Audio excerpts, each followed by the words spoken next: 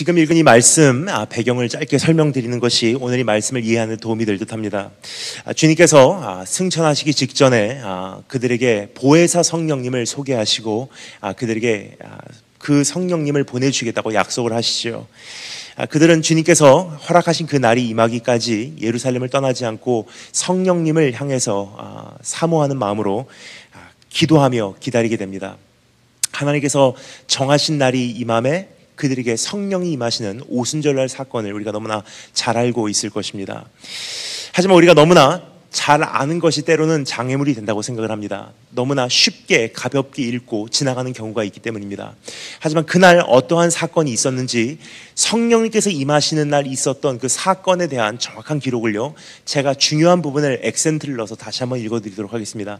여러분께서 한번 그 어떠한 부분을 제가 강조하는지를 직접 한번 들으시고 감지해 주시면 좋을 것 같습니다. 제가 읽어드리겠습니다.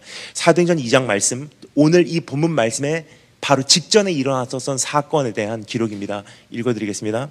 오순절 날이 이미 이름에 그들이 다 같이 한 곳에 모였더니 호련히 하늘로부터 급하고 강한 바람 소리가 있어 그들이 앉은 온 집에 가득하며 마치 불의 혀처럼 갈라지는 것들이 그들에게 보여 각 사람 위에 하나씩 임하여 있더니 그들이 다 성령의 충만함을 받고 성령이 말하게 하심을 따라 다른 언어들로 말하기를 시작하니라.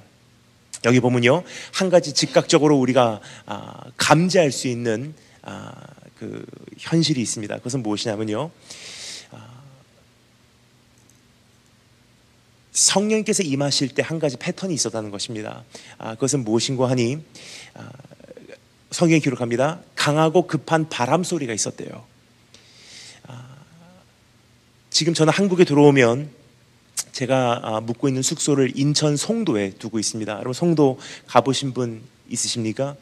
송도에 살고 있는 주민들은요, 송도를 송도라고 부르지 않고 다른 별명으로 부르고 있습니다. 송베리아. 바람이 너무나 강하고 그 수도권에 있는 그 어떠한 지역보다도 많이 춥기 때문에 송도라고 부르지 않고요, 송베리아라고 부르고 있습니다. 그리고 송도에 그 지금 지어진 그 건물들은요, 고층 빌딩들이 상당히 많습니다. 따라서 바람 소리가 심할 때 어떠한 현상이 나타나는지 제일 피부로 많이 느끼고 살고 있는 사람들이 바로 송도에 살고 있는 주민들이 아닌가 생각이 됩니다.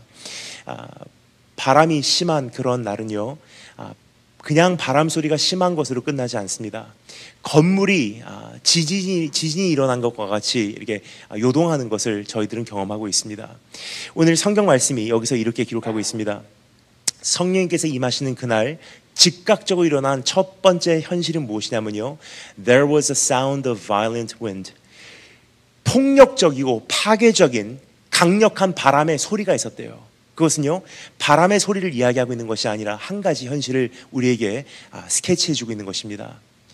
그들이 모여있는 그 장소가요, 요동하고 흔들리기 시작했다는 것을 이야기해주고 있는 것입니다. 진동하기 시작했다, 지진이 일어났다는 것을 이야기해주고 있는 것입니다. 그 다음에 잇따라 이어지는 한 가지 현실이 있습니다. 그러한 진동이 있은 후에 성령이 임하시는데요, 어떻게 임하십니까? 성경이 기록합니다. 갈라지는 혀와 같은 그러한 형태로 불로써 한 사람 한 사람 위에 주님께서 내려앉으셨대요. 그것은 무엇을 의미하는지 잠시 정리해 보도록 하겠습니다. 우리가 보통 알고 있는 성령님은요, 공동체적으로 임하시는 성령님. 하지만 성령님께서 처음에 이 땅에 임하실 때 어떻게 임하셨다고 성경이 기록하고 있습니까? 불의 혀처럼 갈라지는 것들이 그들에게 보여 각 사람 위에 하나씩 임하여 있더니라고 성경 기록하고 있습니다. 무엇이냐면요, 성령은 공동체적으로 받는 분이 아니라는 거예요. 개인적으로 받는 분, 인격적으로 접하는 분이세요. 즉 성도 한 사람 한 사람이 성령 받고요, 그렇게 성령 받은 사람들이 두세 사람이라도 주님의 이름으로 모인 곳이 교회가 되는 것이지, 교회가 세워진 다음에 성령님께서 임하시고 제자로 양성되는 것이 아니라는 것입니다. 지금 우리가 갖고 있는 일반적인 어떠한 상식과 조금 다르지 않나 생각이 됩니다. 우리가 갖고 있는 생각은 무엇입니까? 교회를 세우면 프로그램을 통해서 제자가 대량 생산되는 줄을 알고 있는 그런 안타까운 세대가 되지 않나 생각이 됩니다. 하지만 성경에 보면요, 주님께서 우리에게 뭐라고 말씀하셨죠? 뭐라고 말씀하셨죠? 너희는 가서 교회를 세우라 아니에요. 교회에 대한 이야기를 하실 때는요, 언제나 적극적인 표현이 아니라 소극적인 표현을 사용하셨어요. 우리를 향해서는 너희가 교회를 개척하라 아니에요. 뭐라고 말씀하십니까? 너희는 가서 제자 삼으라. 그리고 주님께서는 교회에 대해서 뭐라고 말씀하십니까? 우리에게 교회에 대해서 말씀하시는 소극적인 표현. 하지만 주님 자신에 대해서는 뭐라고 말씀하십니까? 내가 나의 교회를 이 반석 위에 세우리니. 즉 나의 역할과 주님의 역할이 완전히 구분이 되어 있다는 거예요. 주님의 역할은 교회 세우는 것, 나의 역할은 제자 삼는 것. 따라서 나의 역할은 무엇입니까? 나는 제자 삼고요, 그렇게 제자 삼겨진 사람들이 두세 사람이라도 주님의 이름으로 모인 곳이 교회로 주님의 입장에서 세워지는 것이지, 내가 교회를 세운 다음에 언젠가 거기에 성령님께서 공동체적으로 어떤 부흥회를 통해서 임하시고 거기서 자연적으로 제자들이 생산된다고 생각하면요, 교회가 변질되기 시작한다는 것을 이야기해 주고 있는 것입니다. 여러분, 제자라는 개념이 제자라는 것은 어떻게 세워지는 것일까요? 여기서부터 우리가 정리하는 것이 우리가 본질을 향해서 출발하는 한 걸음이 되지 않을까 생각이 듭니다. 그 이유는요, 이 부분이 정리되지 않는 한 우리는 신앙에 대한 그 엄격함을 우리가 자각하지를 못하기 때문입니다. 제자의 기준은 무엇입니까? 제자 10주짜리 제자 훈련 코스를 잘 마무리해서 수료한 사람들이 제자일까요? 아니에요. 성경에 보면요, 제자에 대한 한 가지 기준을 주님께서 말씀하시는 것을 우리는 너무나 잘 알고 있습니다. 뭐죠? 내가 너에게 분부한 모든 것을 가르쳐 지켜 행하게 하려 해요.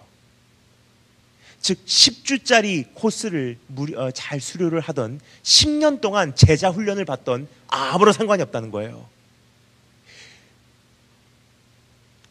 가르쳐 지켜 행하게 하는 단계까지 가지 않으면요, 나는 제자가 아니란 뜻이에요.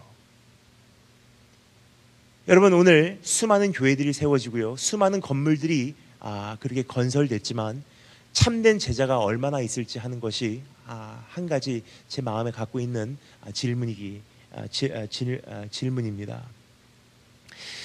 그렇게 성령께서 임하시게 됩니다.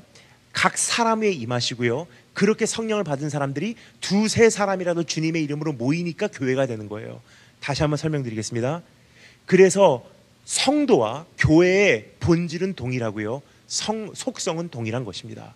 그러한 성도들이 모여서 세워진 것이 교회고, 그러한 교회이기 때문에 그러한 성도들에게 주님 만날 수 있는 기회를 제공해 주기 때문입니다.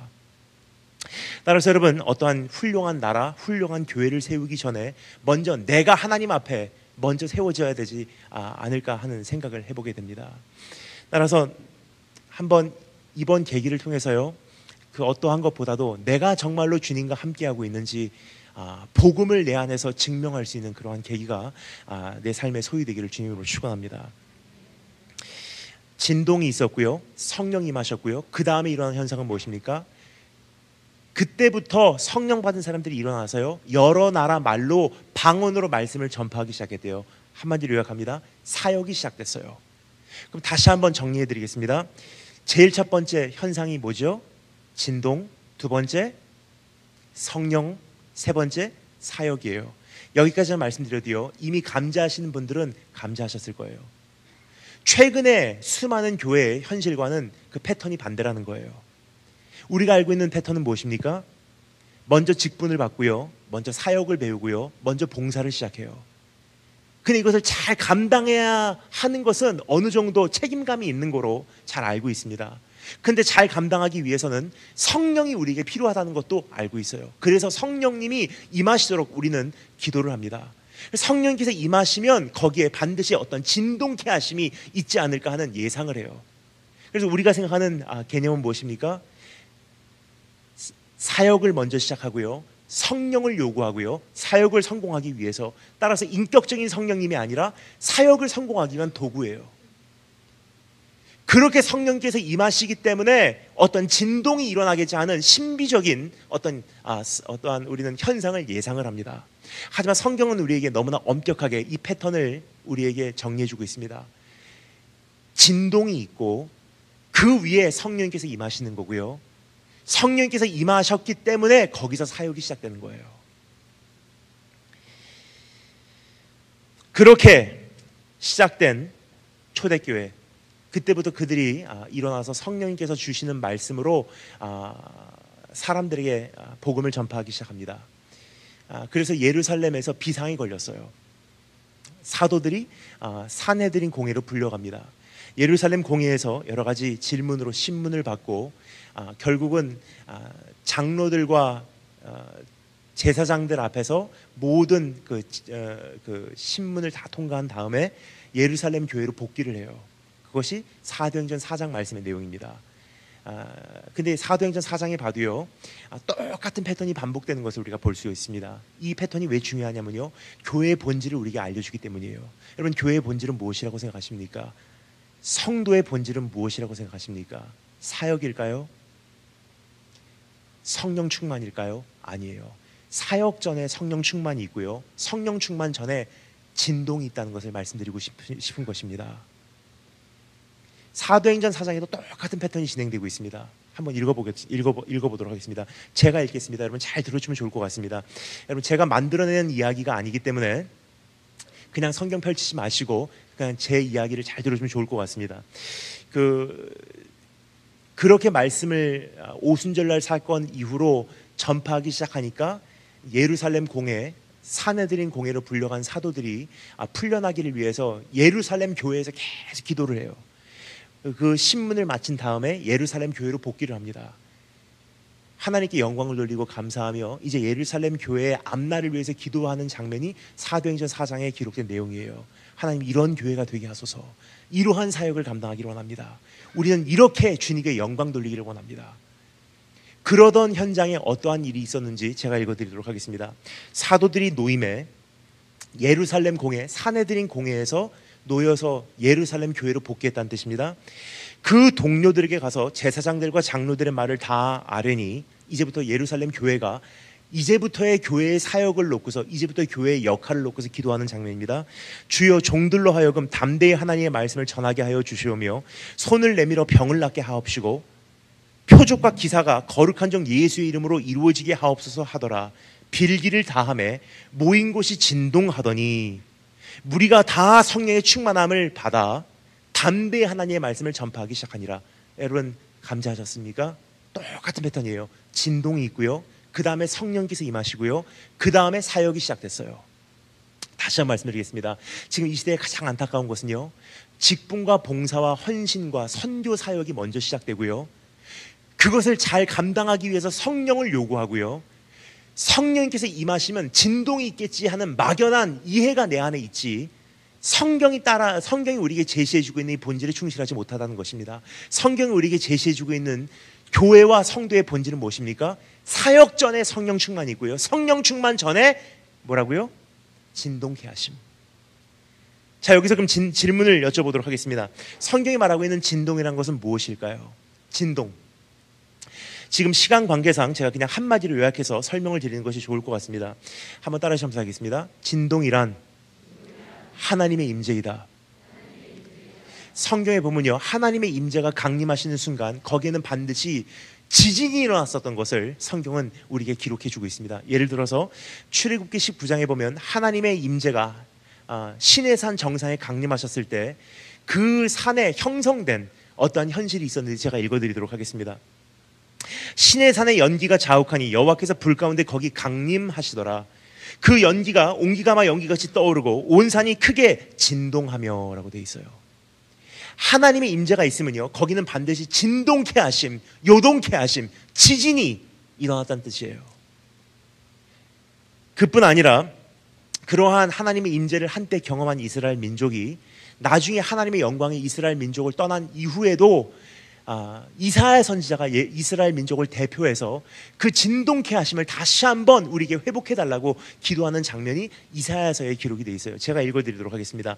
원하건대 주는 하늘을 가르고 강림하시고 주 앞에서 산들이 진동하기를, 주께서 강림하사 우리가 생각하지 못한 두려운 일들을 행하시던 그때에 산들이 진동하였사오니 우리에게 다시 한번 그 진동케 하심을 회복시켜 주시옵소서. 근데 여기서 한 가지 번역이 잘못된 것을 말씀드리고 싶습니다. 우리말로는 뭐라고 돼 있죠? 산들이 진동했대요. 하지만 원어 옛날 성경에 보면요, 영어 번역 옛날 성경에 보면요, 이렇게 번역이 돼 있습니다. The ancient mountain shook. 그냥 산들이 아니에요. 고대의 산들이 진동해 무너져 내렸대요. 이게 왜 중요하냐면요, 우리의 삶에도 그러한 고대의 산들이 존재하기 때문입니다. 고대의 산들이라는 것은 무엇입니까? 절대로 이것만은 움직이지 않아. 언제나 그 자리에 있었어. 이것은 영원해. 이것은 거대해. 이것만은 절대로 흔들리지 않아. 그러한 세계관들이 우리 안에 반드시 있다는 거예요. 근데 하나님의 임재 속으로 들어가는 순간, 아, 내가 하나님의 임재 속에 들어왔구나, 주의 영광이 회복이 됐구나, 주의 얼굴을 보았구나, 오늘 주님께서 여기 정말로 함께 계시구나를 어떻게 알 수 있냐? 주님께서 계시면 고대의 산들이 무너져 내리는 현상을 반드시 경험할 수밖에 없다는 뜻입니다. 설명을 구체적으로 드리도록 하겠습니다. 이런 뜻입니다. 교회에 옵니다. 예배가 시작됩니다. 말씀이 선포됩니다. 찬양이 불려집니다. 기도가 올려집니다. 그때마다 하나님의 진동케 하심을 경험하고 있냐는 질문이에요. 주님께서 그 가운데 계시다면요, 진동케 하심이 있을 수밖에 없다는 뜻입니다. 예를 들어서 교회 오기 전에는요, 예배가 시작되기 전에는요, 내 삶에 있는 고대의 산들이 거대하게 보여요. 야, 이 세상 영원하다. 이 세상 정말 아름답다. 세상 권위가 대단하게 보이고요, 이 세상이 위대하게 보이고요, 내 문제가 건들 수 없을 만큼 엄두가 나질 않아요.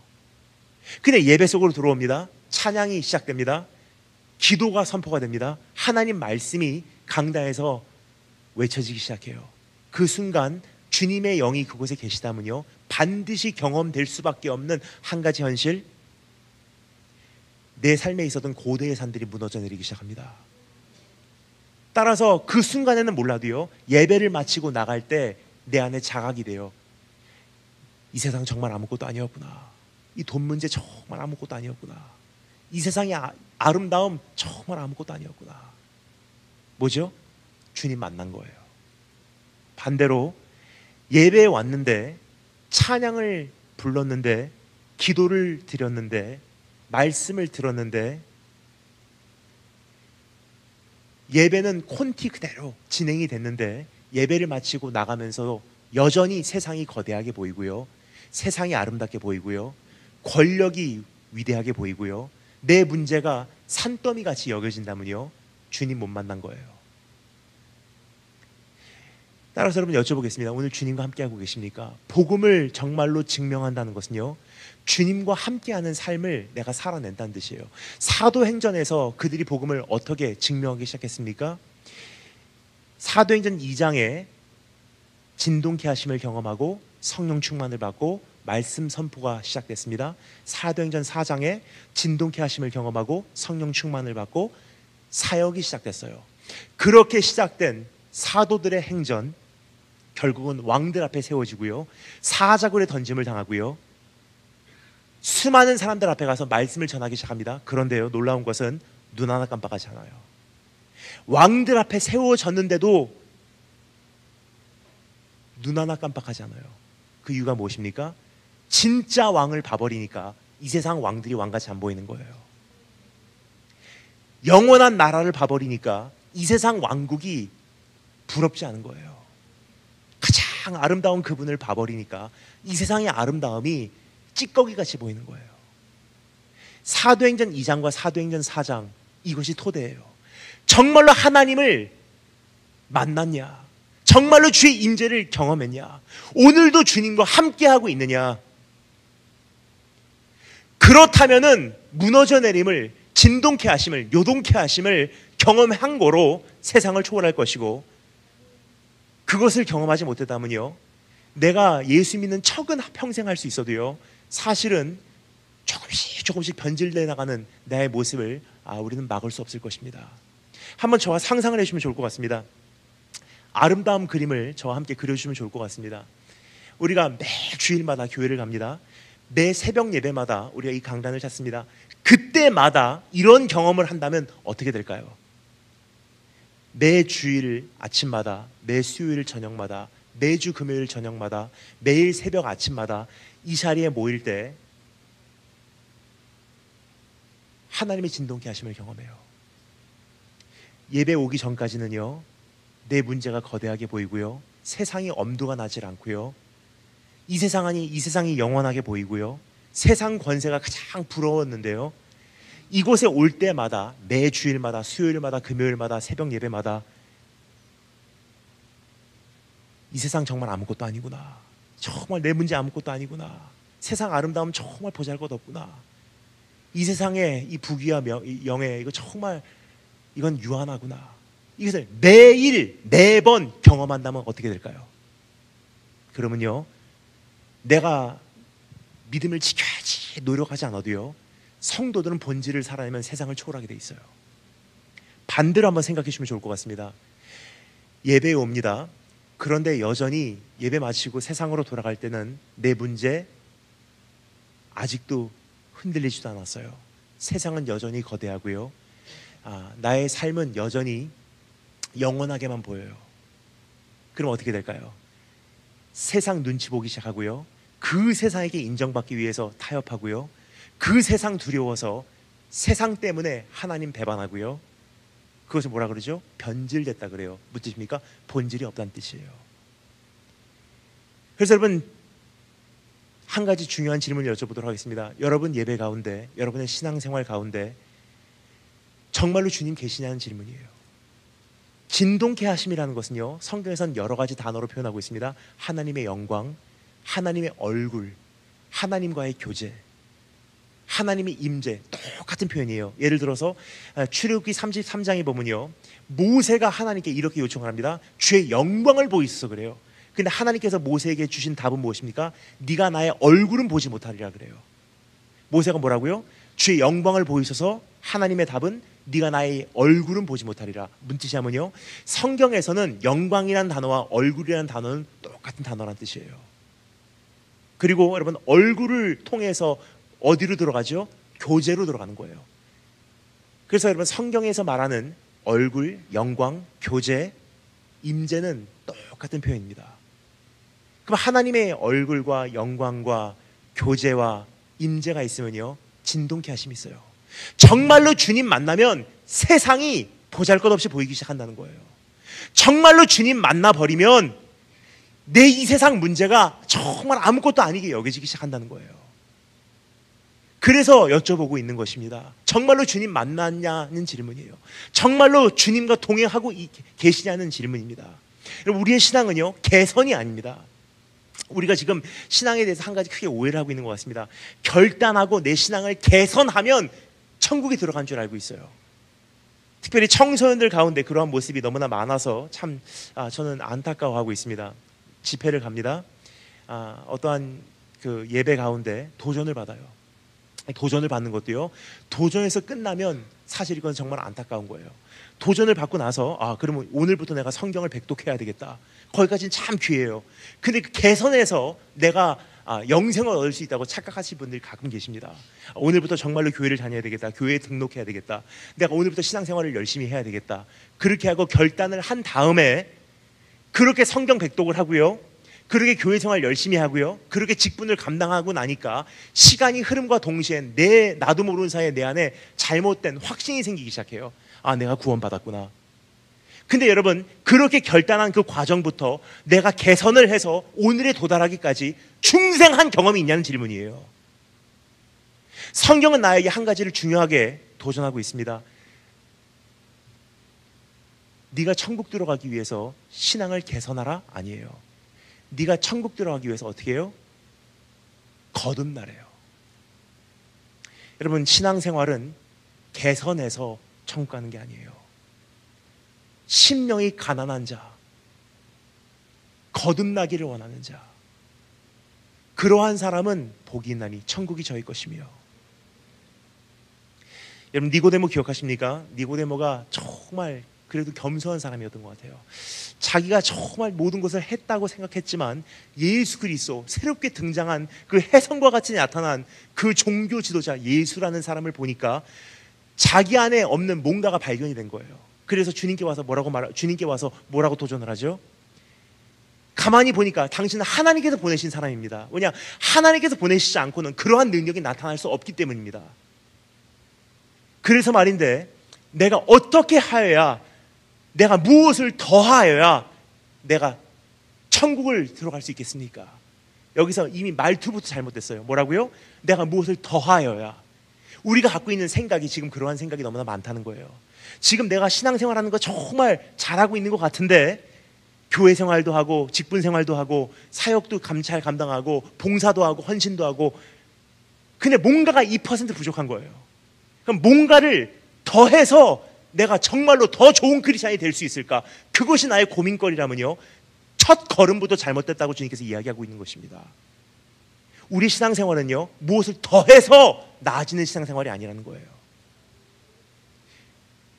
What more can I do? 내가 무엇을 더해서 내가 하나님 나라를 볼 수 있겠습니까? 물어보는 니고데모에게 주님께서 뭐라고 말씀하시죠? 다시 태어나지 않고는 하나님 나라를 볼 자가 없대요. 즉 개선이 아니라 중생이란 뜻이에요. 참회라는 거예요. 회개하라는 거예요. 주님 만나라는 거예요. 여러분 결단하신 적이 있을 줄 압니다. 아, 교인이 돼야지. 아, 교회를 다녀야지. 아, 이 직분을 감당해야지. 내가 사명을 감당해야지. 근데 중요한 질문을 여쭤보겠습니다. 정말로 주님 만난 경험이 있냐는 질문이에요. 바닥에서 주님과 씨름한 경험이 있냐는 질문입니다. 주님 만나기 위해서 산속으로 들어간 경험이 있냐는 질문이에요. 오늘도 가슴을 찢으면서 내가 회심한 경험이 있냐는 질문이에요. 주님과 함께 오늘 걷고 계십니까? 아니면 10년 전에 결단한 그것 때문에 안정된, 그리고 끊임없이 성장해온 나의 신앙생활 때문에 내가 중생했다고 여러분 착각하고 계시지 않으신지. 이 세상 모든 종교는요, 성화를 하면은, 신앙이 개선이 되면은 중생을 하는 줄 알아요. 하지만 주님께서 우리에게 주시는 신앙은요, 중생을 했기 때문에 성화가 이루어지는 거예요. 여러분 오늘 정말로 주님과 함께 하고 계신지 한번 내 자신을 살펴보시면 좋을 것 같습니다. 진동케 하심을 여러분 경험하고 계십니까? 예배 때마다, 내가 무릎을 꿇을 때마다, 찬양을 부를 때마다, 기도를 할 때마다, 골방에 들어갈 때마다 세상이 정말 보잘것없이 여겨지냐는 거예요. 내 문제가 정말로 축소되어 보이기 시작하냐는 거예요. 이 세상 아름다움이 쓰레기같이 여겨지냐는 질문이에요. 가장 아름다운 그분을 봐버리면요, 이 세상 아름다움이 쓰레기같이 보일 수밖에 없다는 뜻입니다. 즉 이 세상 아름다움이 좋으면서 주님을 만났다고 주장하지 못한다는 뜻이에요. 그래서 여러분 여쭤보겠습니다. 오늘 정말로 주님과 함께하고 계십니까? 이어서 이렇게 질문을 드리도록 하겠습니다. 정말로 주님과 함께 하시기를 원하십니까? 자, 그렇다면요, 어떻게 주님과 함께 할 수 있는지, 주의 임재가 어떻게 회복될 수 있는지, 어떻게 주님께서 다시 한번 우리 가운데 그 영광으로 강림하시는지, 어떻게 하면 주의 얼굴과 그 영광이 내 안에 회복될 수 있는지 방법을 말씀드리도록 하겠습니다. 37절, 38절 말씀, 이 두 구절을 한 목소리로 한 번만 더 읽어보도록 하겠습니다. 37, 38 다 같이 한 목소리로 읽겠습니다. 시작.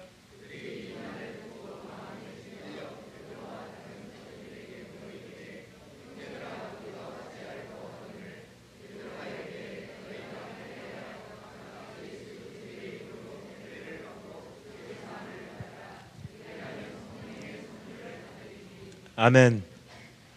어찌할꼬 하거늘 이라는 이 표현이 참 전 좋습니다. 왜냐하면요, 지금 이 시대는 어찌할꼬 하거늘 이라는 이 표현 자체도 못하는 사람들이 너무나 많기 때문이에요. 양심이 화인 맞아서 하나님 말씀을 들었는데도 불구하고 아직도 내가 여전히 잘하고 있는 줄 알면요, 이미 너무 멀리 와버린 거예요. 근데 하나님 말씀을 듣고요, 어찌할꼬 하거늘, 이 고백이 오늘도 내 안에 아직도 살아있다면요, 조금은 희망이 있다는 뜻입니다. 오늘 그러한 무리들에게, 오늘 그렇게 내 안에 고민이 허락된 나의 심령에게 주님께서 주시는 그 답은 무엇입니까? 회개하고 세례를 받으라. 한번 따라서 감사했습니다. 회개하고 세례를 받자. 한 가지 정리하겠습니다. 회개하고 세례를 받으라, 이 두 가지인 것 같은데 사실은 한 가지예요. 그것은 무엇인지 잠시 설명을 드리도록 하겠습니다. 회개하고 세례를 받으라는 것은요, 한마디로 요약하면요, 나 무엇과도 주님을 바꾸지 않으리, 오직 주님만이 내 삶의 도움이시니 주의 얼굴 보기 원합니다. 주님만을 구하라는 뜻이에요. 여기서 말하는 세례를 받으라는 것은요, 세례 예식을 거행하라는 뜻이 아닙니다. 세례 예식을 거행하라는 것은요, 폭이 굉장히 좁은, 틀이 굉장히 좁은 그러한 의미고요. 여기서 말하고 있는 세례를 받으라는 것은요, 조금 더 틀이 넓어서 더 많은 의미를 담고 있는 본질적인 이야기를 하고 있는 것입니다. 그래서 여기서 말하고 있는 그 세례를 받으라, 조금 설명을 드리는 것이 좋을 것 같습니다. 저는 어렸을 때 장로교에서 쭉 커왔습니다. 아주 어렸을 때 장로교에서 유아 세례를 받고요. 그리고 쭉 그렇게 신앙생활을 하다가 미국으로 가서 신대원에 다니면서도 장로교 전도사로 강도사로 그 목사 안수를 준비하는 과정을 다 마무리를 완료를 하게 되었습니다. 그런데 딱 그 안수 받는 그 해에 미국 장로교 총회 PCUSA 미국 장로교 총회에서 한 가지 그 법을 통과를 시켰어요. 동성 연애자들을 안수 주기 시작했습니다. 그래서 차라리 나는 안수 받지 않고 평신도로 선교지로 출발하겠노라고 그 교단에서 나왔어요. 그렇게 그냥 평신도로 출발하려고 했는데 하나님께서 저에게 은혜를 주셔서 미국에서 그래도 그나마 가장 크고 보수적이라고 하는 Southern Baptist 미국 남침내교에서 저를 받아주셔서요, 거기서 목사 안수를 받게 되었습니다. 근데 한 가지 조건이 있더라고요. 유아 세례는 안 쳐주니까 이제 목사 안수 받기 전에 침례를 다시 받으라는 거예요. 그래서 고민을 했습니다. 목사님, 제가 이제 선교사 파송까지 다 받고요, 이제 집까지 다 정리하고 미국에 있는 생활 다 정리하고 이제 선교지로 출발을 해야 되는데 여기서 또 남침례교에서 침례를 받기 위해서는 6개월 정도 교회에 적을 두고 제가 교인으로서 생활을 해야 되는 거로 6개월 동안 미국의 생활이 연장돼야 돼요. 이거 그러면 목사님 어떻게 합니까? 목사님께서 저에게 가만히 고민을 하시다가 이렇게 말씀하시더라고요. 미국 분들은요, 여기까지 어떠한 부분에서는 융통성이 없으십니다. 그런데 그때 하나님께서 그분의 마음을 주장하셨던 것 같아요. 가만히 고민하시다가 이렇게 말씀하십니다. 그러면 좋은 생각이 있다. 일단 우리 교회에게 적을 두고 우리 교회 멤버로 그 멤버십을 두고 선교지로 파송받은 대로 그냥 나가래요. 그리고 6개월을 채우고 들어오면 우리 교회 멤버로서 6개월 동안 신앙생활한 것이 되기 때문에 그때 이제 침례를 줄 테니 그때 침례를 받고 일주일 후에 그 다음 주일에 안수식을 거행하재요. 그렇게 저도 동의를 하고요. 6개월 동안 선교지로 먼저 출발을 하고 6개월 후에 돌아가서요, 침례를 받고 일주일 후에 안수를 받았어요. 초대교회 이래로 침례를 받자마자 일주일 후에 안수를 받은 예는 아마 없었지 않나 하는 생각을 해보게 됩니다. 근데 그 목사 안수 받기 일주일 전에 그 침례를 받으니까 또 새로운 감명을 경험하게 됩니다. 물론 유아 세례 참 좋습니다.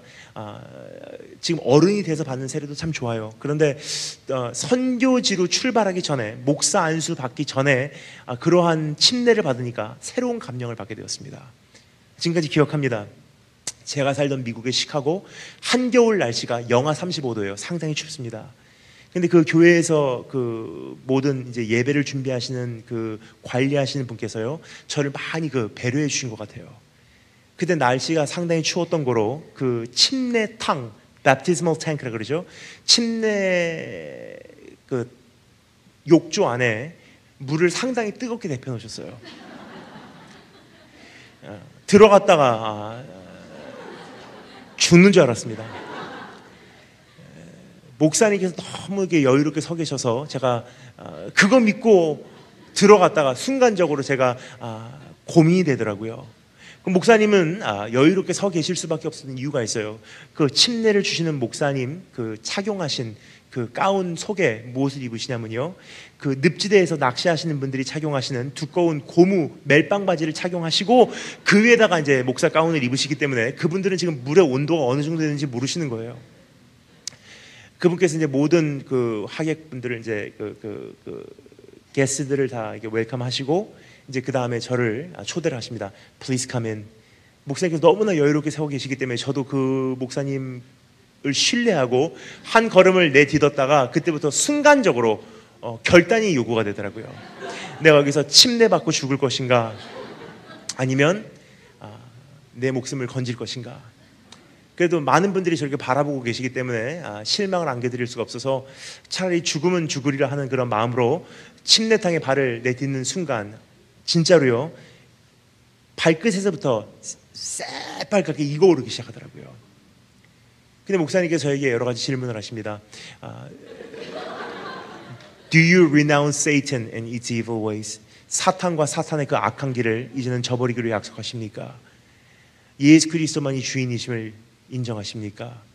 그분의 말씀에 순종하시기를 약속하십니까? 참 귀한 질문들이에요. 어렸을 때는요, 사실 그런 질문이 있어도 그냥 세례 예식을 거행하는 것이 중요해서 그냥 예 하고 넘어갈 수 있는 그런 질문들이었으나, 목사 안수 받기 일주일 전에 선교사 파송 받고서 신학을 다 한 다음에 그 질문을 받으니까 또 새로운 감명을 받게 돼요.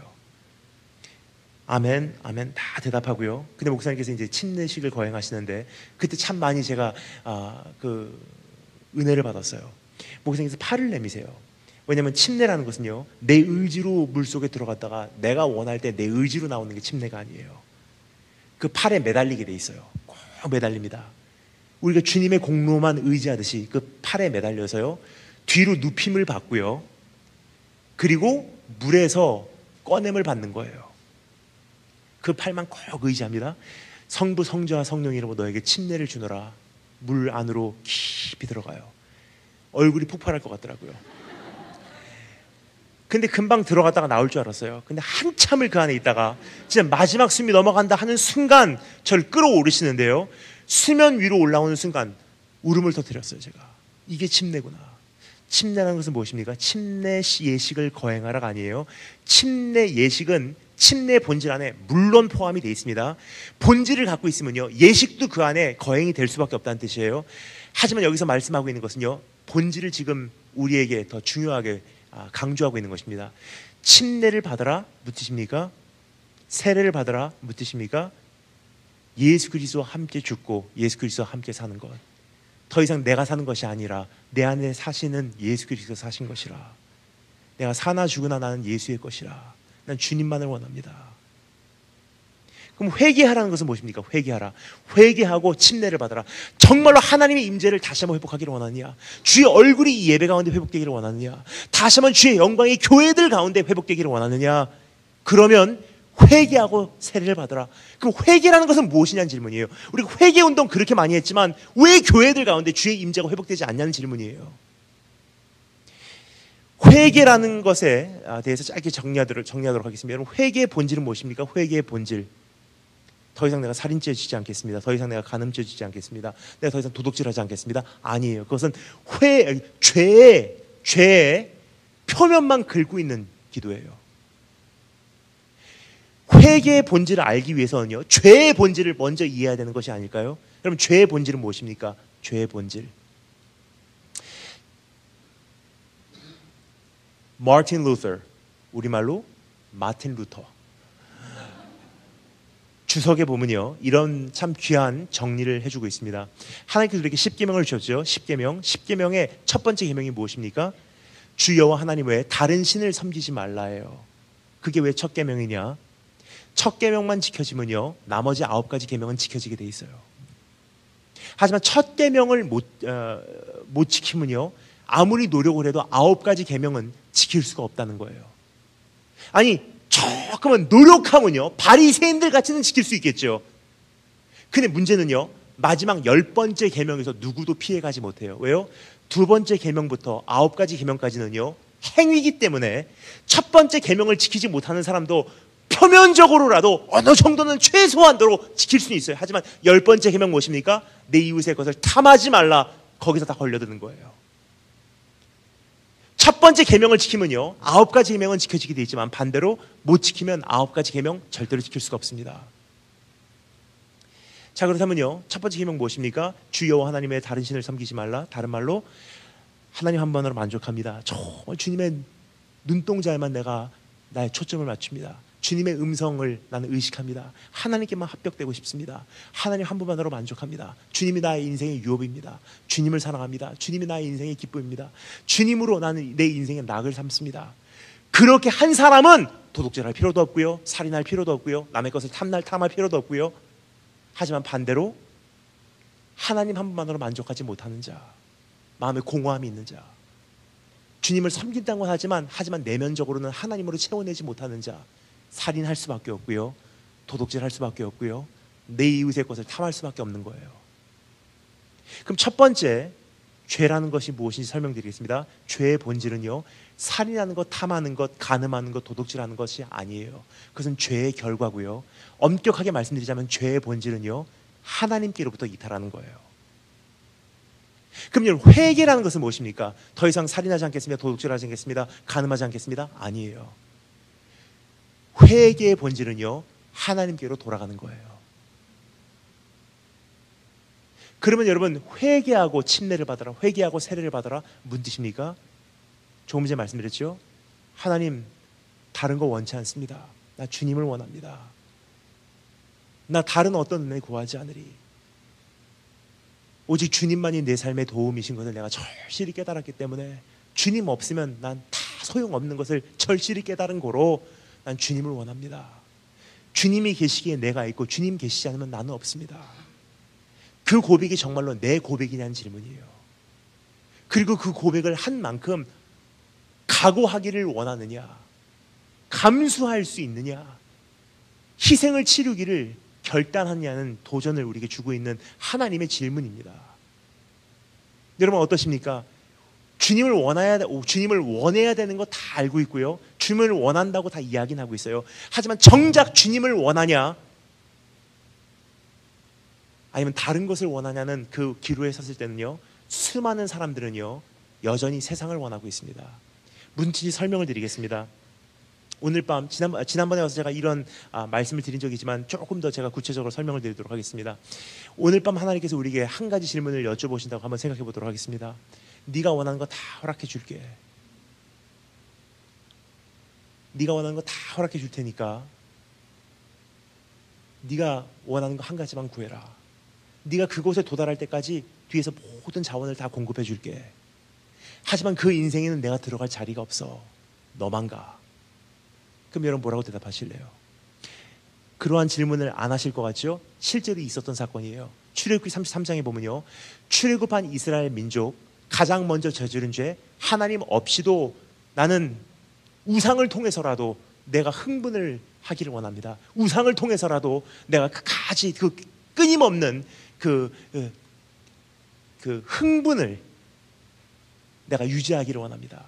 내가 하나님 없어도 내가 약속의 땅 들어가는 것이 나에게는 우선입니다.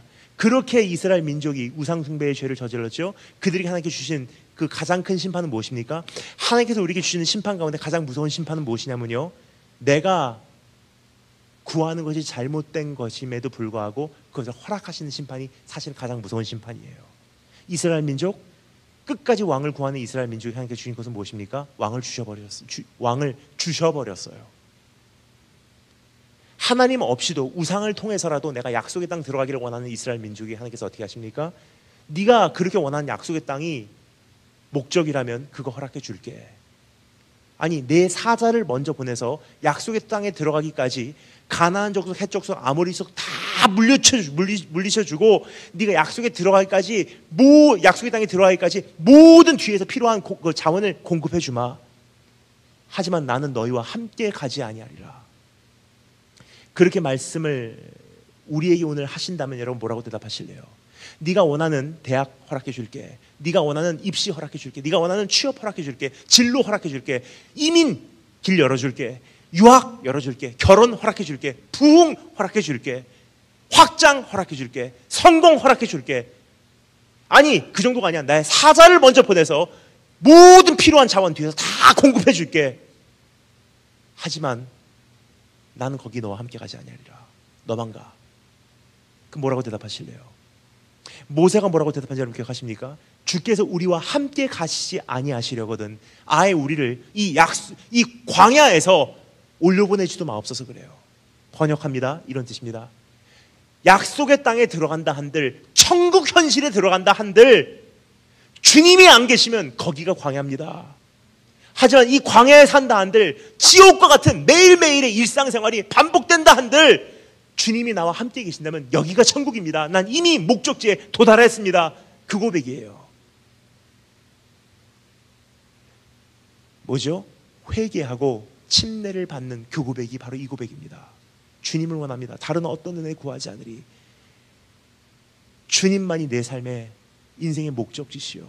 주님만이 내 인생의 유업이시오. 주님만이 내 삶의 낙이요 기쁨이요 내 인생의 보아이니 주님 한만으로 나는 만족합니다.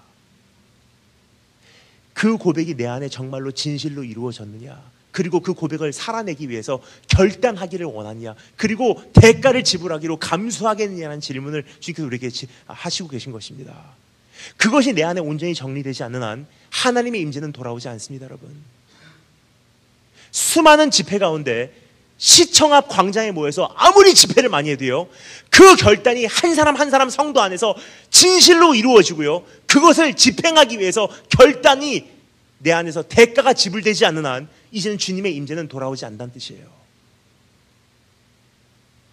여기까지 말씀드리면 어떤 분들은 이렇게 생각하실 것입니다. 그걸 내가 원하지요. 왜 원하지 않겠습니까? 근데 사실상 우리 삶에는요, 원한다고 하지만 그것을 향한 희생은 치러지지 않는 것이 이미 내 마음가짐이 어떠한지 그 정체를 증명하고 있다고 저는 생각을 합니다.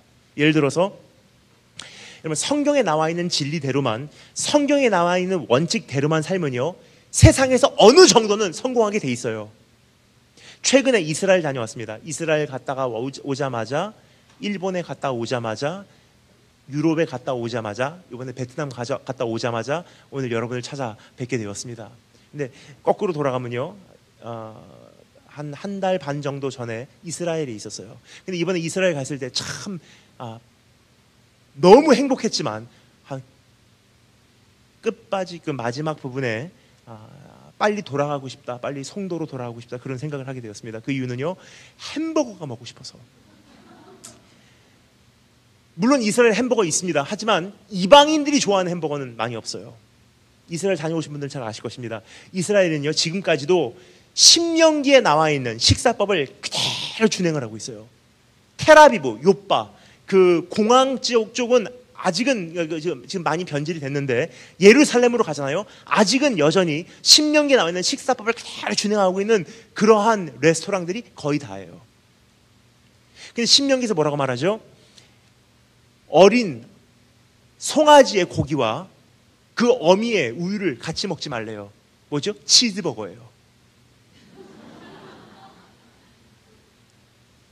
한 열흘쯤 지나고 나니까 치즈버거가 얼마나 먹고 싶은지, 송도 가고 싶다. 여기는 이방인들이 살 곳이 아니구나. 그렇게 이스라엘에서는요, 여전히 그 신명기에 나와 있는 식사법을 그대로 준행을 하는데, 여러분, 이스라엘에서는요, 특별히 예루살렘에서는요, 암이라는 병은요, 희귀병이에요. 뭐예요? 주님 계셔서? 아니에요. 성경에 나와 있는 원칙대로만 살면요, 어느 정도는 다 건강하게 살 수 있고요, 어느 정도는 공부 잘하게 돼 있고요, 어느 정도는 사회에서 영향력을 미치게 돼 있고요, 성경에 나와 있는 원칙대로만 살면요, 어느 정도는 사업 성공하게 돼 있고요, 어느 정도는 존경받게 돼 있고요. 그래서 유대인들이 지금까지 그렇게 훌륭하게 살아온 건 아닙니까? 그래서 탈무드 같은 걸 우리가 본받는 건 아닙니까? 그래서 어떤 유대인의 교육 방법을 우리가 받아들이는 건 아닙니까? 성경에 나와 있는 원칙대로만 살면 어느 정도는 사회에서 성공하게 돼 있다는 거예요. 아멘 하시면 곤란합니다. 왜냐면요, 그렇게까지 하면서도 불구하고 그걸 원하느냐는 질문이에요. 주님이 계시지 않아도 그것으로 충분하냐는 질문이에요. 왜냐하면 지금 우리가 주님을 원합니다 기도를 해도요, 사실 우리가 정말로 선호하는 설교와 서적과 간증을 들어보잖아요. 주님 없이도 되는 그러한 인생을 우리에게 이야기해주고 있습니다. 예를 들어서 어떻게 하면 재정을 잘 관리할 수 있는지, 어떻게 하면 사업을 잘 성공할 수 있는지, 성공한 사람들의 5가지 습관, 기독교 사업 성공법, 기독교 학습법, 기독교 재정관리법. 질문입니다. 주님 계십니까?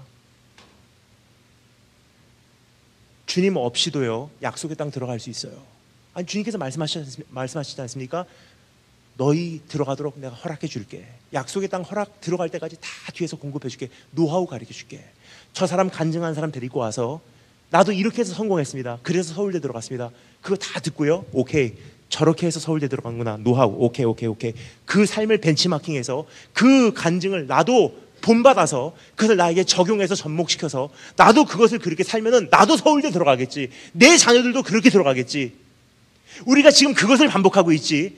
주님 만나러 산속에 들어갔냐는 질문이에요. 주님 만나러 강단 찾아 나오냐는 질문이에요. 주님 만나기 위해서 가슴 찢은 적이 언제냐는 질문이에요.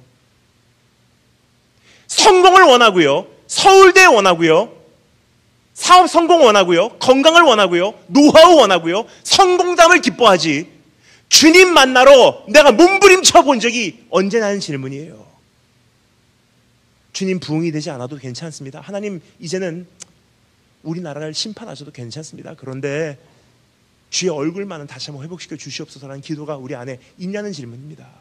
우리가 지금까지 해온 수많은 회개의 기도 내용들 여러분 들어보셨습니까? 하나님 우리를 불쌍히 여기셔서 우리를 용서하여 주시옵고 다시 한번 부흥케 하여 주시옵소서. 목적이 뭐예요? 부흥이에요. 아니에요 여러분. 성경에 말하고 있는 회개라는 것은요 주님께 돌아와서 부흥을 하는 게 아니에요. 우리의 궁극적인 목적은 부흥도 아니고요, 우리의 궁극적인 목적은 성공도 아니고요, 우리의 궁극적인 목적은 약속의 땅도 아니라는 거예요. 우리의 목적은 무엇입니까? 약속의 땅에 못 들어간다 한들, 더 이상 우리 안에 부흥이 경험되지 못한다 한들, 이대로 우리가 남은 자들로 끝난다 한들, 하나님 주의 얼굴이 그립습니다. 떠난 지가 너무 오래돼서 이젠 주님이 그립습니다. 하나님 이제 우리나라 다시 한번 기독교 국가로 일어나는 것이 불가능하다 한들 주의 영광만은 다시 한번 믿는 자들 가운데, 남은 자들 가운데라도 돌아오게 해주시길 원합니다. 그 고백이 우리가 진실되게 다시 회복되지 않는 한 주님은 안 돌아오신다는 거예요. 여러분 정말 질문입니다. 주님이 수많은 교회들 가운데 함께 계시다고 지금 생각을 하십니까?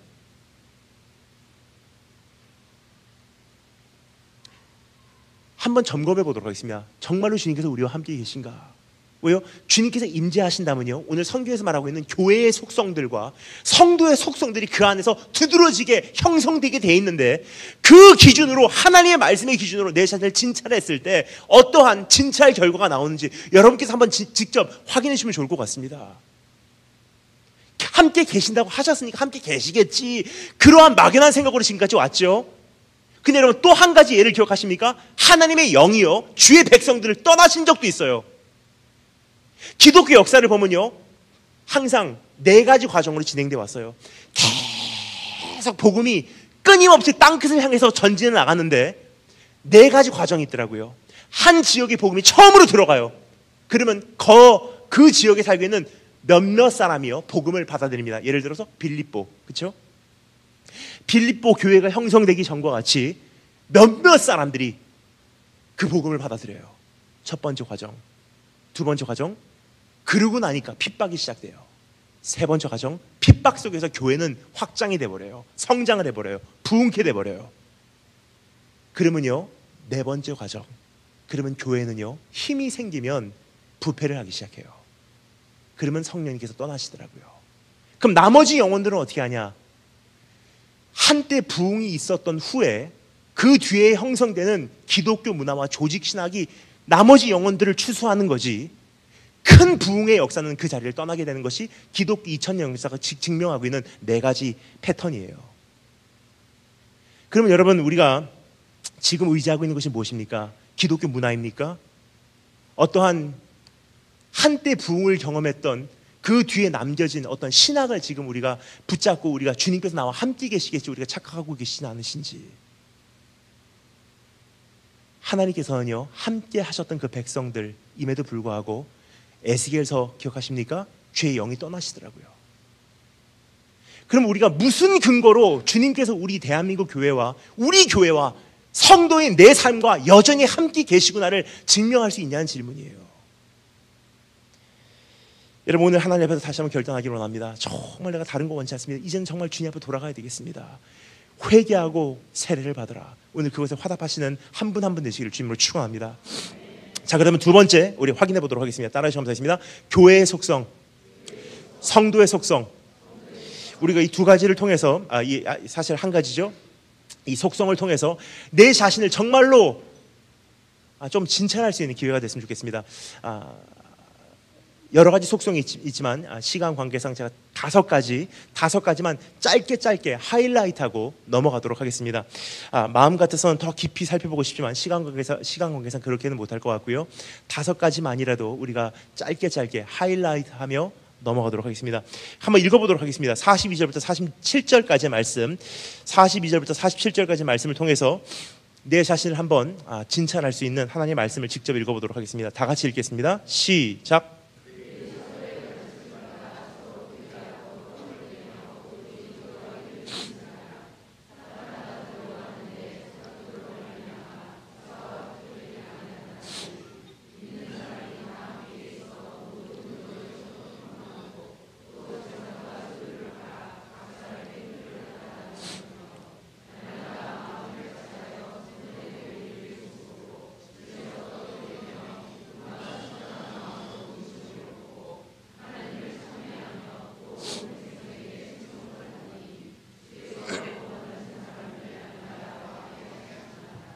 아멘. 교회의 본질이 뭐라고 말씀드렸죠? 진동케 하심, 다른 말로 하나님의 임재. 그 임재가 있은 다음에 성령 충만이 거기 임하시는 거예요. 우리가 한 가지 정확하게 이해를 해야 되는 것은요, 하나님의 성령이 임재라고 생각하시면 큰일 납니다. 사역이 시작되기 전에 성령 충만이 있고요, 성령 충만이 임하시기 전에 한 가지 사건이 있었던 것을 성경은 사도행전 2장과 사도행전 4장에 반복하여서 구분해서 이야기를 하고 있어요. 진동케 하심이 있은 다음에 성령께서 임하시고, 뭐죠? 하나님과의 교제를 찾고 주의 얼굴이 그 가운데 비춰지고 주의 영광이 임하시는 그곳에 성령께서 임하시는 거죠. 우리 주님께서는요, 진주를 돼지대에 던지신 분이 아니십니다. 이미 주님의 얼굴을 사모하지도 않고요, 주님과의 교제도 회복되지 않고요, 주님과의 교제가 깨진 상태로 있는 사람들에게 성령 충만 부어주셔서 그 교제를 가지려고, 그 관계를 가지고 나가시는 분이 아니라는 거예요. 임재가 있고 그 위에 성령 충만이 임하시고 그 다음에 시작되는 것이 사역이에요. 자, 그렇다면 교회의 본질, 성도의 본질은 무엇입니까? 주님과 함께하는 것. 그럼 정말 주님과 함께한다면 반드시 일어나야 되는 현상이 무엇입니까? 진동케 하심. 내 삶에 있었던 수많은 고대의 산들이 무너져 내리는 것들. 자, 그렇다면 내가 정말로 주님과 함께하고 있는지, 회개하고 침례를 받아라, 회개하고 세례를 받아라, 오늘 정말로 내가 그렇게라도 해서 주님 앞에 돌아오고 싶은 그런 심정이 내 안에 있으시면요, 저렇게 형성이 되는구나 하는 그 청사진을 한번 살펴보도록 하겠습니다. 주의 임재가 계시면 어떠한 교회가 세워지는지, 주의 임재가 강림하시는 순간 어떠한 성도들이 일어나는지 한번 우리가 그 청사진을 봐야 될 필요가 있다고 생각을 합니다. 두 가지 이유가 있습니다. 첫 번째는요, 그 청사진을 살펴보므로 우리는 내가 지금 정상이 아니라는 것이 점검이 돼요. 내가 지금 어느 정도 건강하구나, 아니면 어느 정도 병들었구나, 기준이 생긴다는 거예요. 그 청사진이 없으면요, 내가 못하면서도 불구하고 잘하는 줄 알고 잘못 달려갈 수 있는 그 경향이 내 안에 있지 않나 생각이 됩니다. 두 번째 이유는요, 청사진이 있으면요, 어디로 돌아가야 되는구나를 알 수 있어요. 이 두 가지 이유로 한번 청사진을 우리가 살펴보도록 하겠습니다. 주의 임재가 있으면 그 안에 반드시 형성이 돼야 되는 교회의 속성과 성도의 속성입니다. 다섯 가지 여기서 오늘 살펴볼 수 있습니다. 첫 번째, 따라주시면 감사하겠습니다. 가르침. 42절 말씀, 그들이 사도의 가르침을 받아라고 되어 있습니다. 주의 임재가 임하시고 나니까 즉각적으로 일어나는 현상은 무엇입니까? 가르침이 형성이 돼요. 근데 여기서 말하는 가르침은요, 우리가 생각하고 있는 성경 공부와 큐티 나눈 모임이 아닙니다. 여기서 말하고 있는 가르침이라는 것은요, 원어로 보면 이러한 뉘앙스로 되어 있어요. Heavy teaching, 무거운, 두터운 가르침이 있었대요. 왜요? 주님의 임재가 있으면 사람들은 주님에 대해서 알고 싶어하게 되어 있기 때문입니다. 주의 영이 계시면 진리는 반드시 빛나게 되어 있기 때문입니다. 무거운 가르침이 있고요, 배움의 열심이 있을 수밖에 없다는 뜻입니다. 반대로 성도의 삶에서 배움의 열심이 떨어지고 가르침이 교회에서 메말라 간다는 것은요, 하나님의 임재가 없다는 뜻이에요.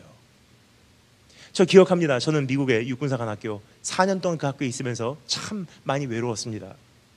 남자들만 2,000명이에요. 여러분, 그 안에서 4년을, 군대 생활하고 좀 다릅니다. 군부대, 가끔 제가 가서 말씀을 전할 때 이게 교회를 그 군부대를 찾아가면요, 그 장병들을 보면서 전 솔직히 이런 생각을 해요. 니네들 참 편하게 지낸다. 교회에 가서 그 앞에 반주하고 찬양하는 자매들도 있고, 그 자매들 냄새가 그래도 나는 곳이 군부대예요. 저희 사관학교는요, 남자들만 2,000명이에요. 눈 뜨면 보이는 게 남자예요. 똑같은 헤어스타일, 똑같은 유니폼, 똑같은 말투, 똑같은 스케줄. 저희 학교 딱 들어가면요, 두드러지는 색깔이 딱 3개밖에 없습니다. 캠퍼스 건물 하얀색, 중앙에 있는 그 퍼레이드용 잔디밭 초록색, 모든 생도들 회색. 저 학교 딱 들어가면요, 정신 바짝 차리지 않으면 회색, 하얀색, 초록색밖에 없어요. 근데 가끔 외부인, 민간인이 남자친구 본다고 저희 학교를 방문해서 저희 학교 그 내부반 앞에 이렇게 서 있어요. 그러면 수업을 갔다가 기숙사로 돌아갈 때 그 민간인이 착용하고 있는 그 핑크색을 보는 순간 머리에 혼란이 오기 시작해요. 그런 색깔을 본 지가 오래됐기 때문에 머리가 이제 그 컴퓨터의 CPU라면 이게 접수가 안 되는 거예요. 에러. 핑크라는 색깔이 이게 이해가 안 가는 거예요. 그러한 가운데 저에게 하나님께 주셨던 바깥 세상에서 들어오는 한 줄기 그 소망의 빛이 있었어요. 그 당시만 해도 사람들이 꽤 그 순진해서요, 무슨 뭐 이메일하고 뭐 채팅하고 그런 것보다도 펜팔, 저희 학교에서부터 800km나 떨어진 여자들만 다니는 대학교에 있는 한 여학생이 저 펜팔 친구였었어요. 그 편지가 도착할 때 처음에는 아무것도 생각 안 했어요. 나중에 시간이 지나면서 1년이 지나면서 2년이 지나면서 감정이 그 자매에게 가다 보니까 그때부터는 그 편지를 파기 시작해요. 편지가 도착하면요, 그 우체국에서 막 새벽과 같이 제 기숙사로 돌아와서 그 편지를 펼쳐놓고 읽기 시작합니다. 얼마나 반갑던지. 한 장 혹은 때로는 길어서 2장밖에 되지 않은 그 짧은 편지, 그 편지를 보고 그때부터 연구를 하기 시작해요. 왜 이 단어를 사용했을까? 이 배경이 무엇이었을까? 그 의도는 무엇일까? 그 감추어진 의도가 어떠한 생각이 담겨져 있을까? 한 단어 한 단어를 연구하고 파헤치기 시작합니다. 주의 임재가 계시고요, 주님의 얼굴을 보고요, 주님에 대해서 우리가 정말로 관심을 갖기 시작하면요, 무거운 가르침이 있을 수밖에 없어요. 반대로 무거운 가르침이 없다는 것은요, 성도의 삶에서 배움에 대한 열심이 떨어졌다는 것은요, 교회는 세워지고요, 종교는 행사가 돼도 주님은 안 계시다는 뜻이에요. 근데 여러분, 지금 주님의 우리가 무거운 가르침이 교회 안에 있으십니까? 배움에 열심히 내 성도의 삶에 있냐는 질문이에요. 한 가지 여쭤보도록 하겠습니다. 여러분, 지금 우리가 그토록 크게 문제 삼고 있는 신천지라는 이단, 성경적으로 볼 때 시작에 불과할까요? 아니면 말세의 최종적인 이단일까요? 시작에 불과해요. 마태복음 24장, 마가복음 13장, 누가복음 17장, 21장에 보면요, 시대가 지나가면 지나갈수록 어떻게 된다고요? 그리스도가 여기 있다, 그리스도가 저기 있다 해도 너희는 미혹되지 말아라. 거짓 선지자들과 거짓 그리스도들이 많이 나타난대요. 무슨 뜻이냐면요, 시간이 지나면 지날수록 신천지뿐만이 아니라 그보다 더 심각하고 더 미혹할 수밖에 없는 그럴듯한 이단들이 더 많아진다는 뜻이에요. 그런데요, 신천지 정도로 우리가 놀래서요, 그것으로 우리가 크게 문제 삼고 있다는 것은요, 문제 삼아야 됩니다. 틀린 거 아니에요. 하지만 그것으로 교회가 위기를 느낀다는 것은요, 뭐죠? 네 레벨이 이거밖에 안 돼. 마지막 시대가 오기 전에 준비하라는 주님의 경고장이에요. 신천지를 통해서 교회가 진단을 받지 못하고 오늘 현실에 우리가 눈을 뜨지 않는 한 이제부터 시대는 감당할 수가 없다는 뜻이에요. 여러분, 신천지 정도로 주님께서 과천에 임하시는 정도로 혹하고 넘어갈 정도면요, 마지막 시대에 이상한 이단이 나타났을 때 그걸 어떻게 분별하겠습니까?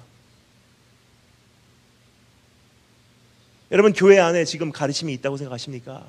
수많은 교회들 큐티 모임은 진행이 되고요, 큐티 나눔 참 안타까워요. 나쁜 건 아니에요. 안 하는 것보다는 나아요. 하지만 이게 다라고 생각하시면 큰일 납니다. 바람직한 모임이 될 수도 있지만 때로는 참 너무 부분적이다는 생각이 들어요. 예를 들어서 저도 한번 가본 적이 있어요. 이러한 모임으로 진행이 되더라고요. What do you think? What do you feel? 너는 어떻게 생각해? 너에게는 하나님께 주시는 그 말씀이 무엇이니? 그러면요, I think, I feel. 나는 이 말씀을 이렇게 생각해. 나는 이 말씀을 이렇게 느껴. 여쭤보겠습니다. 언제부터 하나님의 말씀이 상대적 말씀이 됐습니까? 하나님 말씀은 절대적 말씀이에요. 내가 어떻게 생각하든지 어떻게 느끼든지 별로 중요한 것이 아닙니다. 하나님 말씀은 진리이기 때문에 이것은 절대적인 말씀이죠. 상대적인 말씀이 아니에요. 제가 정말 좋아하는 성경 구절 한 구절이 있습니다. 창세기 1장 1절 말씀. 태초에 하나님께서 천지를 창조하시니라. 근데 정확한 뉘앙스로 번역해 드리겠습니다. 태초에 하나님께서 천지를 창조해 버리시니라. 무슨 뜻이냐면요, 태초에 하나님께서 천지를 창조하실 때요, 내 의견 묻지 않으셨다는 뜻이에요. What do you think? 하늘을 파란색으로 할까 빨간색으로 할까? What do you think? 우리의 납득을 구하신 분이 아니세요. 나에게 이해를 요구하신 분이 아니세요. 나에게 허락을 받으신 분이 아니시라는 거예요. 태초에 하나님께서 천지를 창조해 버리시니라. 그게 하나님 말씀입니다, 여러분. 그러면요, 우리가 하나님 말씀을 지금 어떻게 대하고 있는지. 이번 휴가철, 먼 곳이건 가까운 곳이고 갈 때 많은 분들이 생명의 삶은 갖고 가도요, 성경책 안 갖고 다녀요. 왜요? 갖고 가봤자 어차피 안 읽으니까.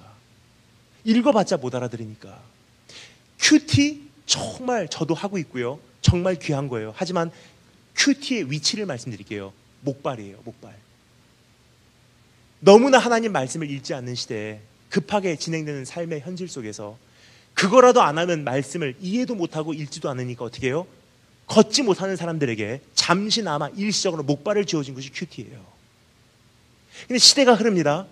그런데요, 이제는 목발 짚고 다니는 것이 너무나 익숙하다 보니까 걸을 수 있는 능력이 있음에도 불구하고 여전히 걷기를 거절하고 목발 짚고 다니는 것이 우리의 현실이에요. 지금 하나님 말씀은 raw meat, 하나님 말씀은요, 무거운 살아있는 피가 흐르는 생명력이 있는 고기와 같은 말씀이에요. 먹어야 돼요. 씹어야 돼요. 소화시키려고 노력해야 돼요. 씨름해야 돼요. 이것이 내 안에서 성육신할 수 있도록 우리가 살아내는 것입니다. 그러한 삶이 내 안에 없다면요, 주님께서 내 안에 정말로 계신가 한번 고민해야 될 필요가 있다는 것입니다. 전 기억합니다. 제가 서울에서 어렸을 때 자랐습니다. 서울에서 제가 자란 곳이 강동구 명일동이었어요. 500번 종점 기억하십니까? 500번 버스, 서울을 동서로 가장 긴 노선을 달렸던 그 버스의 종착점, 500번 종점이었어요. 그 동네 명일동은요, 그 당시 명성교회가 막 세워지려고 하고 있을 때 딱 둘로 나눠졌어요. 명일시장을 중심으로 조금 이렇게 잘 사시는 분들, 조금 더 힘들게 사시는 분들. 저희 교회는 명일시장 바로 중앙에 있었습니다. 교회 가잖아요, 여러 분들이 모이시는 거예요. 그래서 전 지금까지 기억합니다. 저희 교회 권사님들, 장로님들 참 열심히 힘들게 사시는 분들이세요. 어떤 분들 보면요, 초등학교 졸업하시고 학교를 못 다니신 분들이세요. 중학교 졸업, 고등학교 나오신 분들 많이 없어요. 근데 그분들이 말씀하기 시작하시잖아요. 하나님 말씀만 이야기하세요. 암송구절, 암송구절.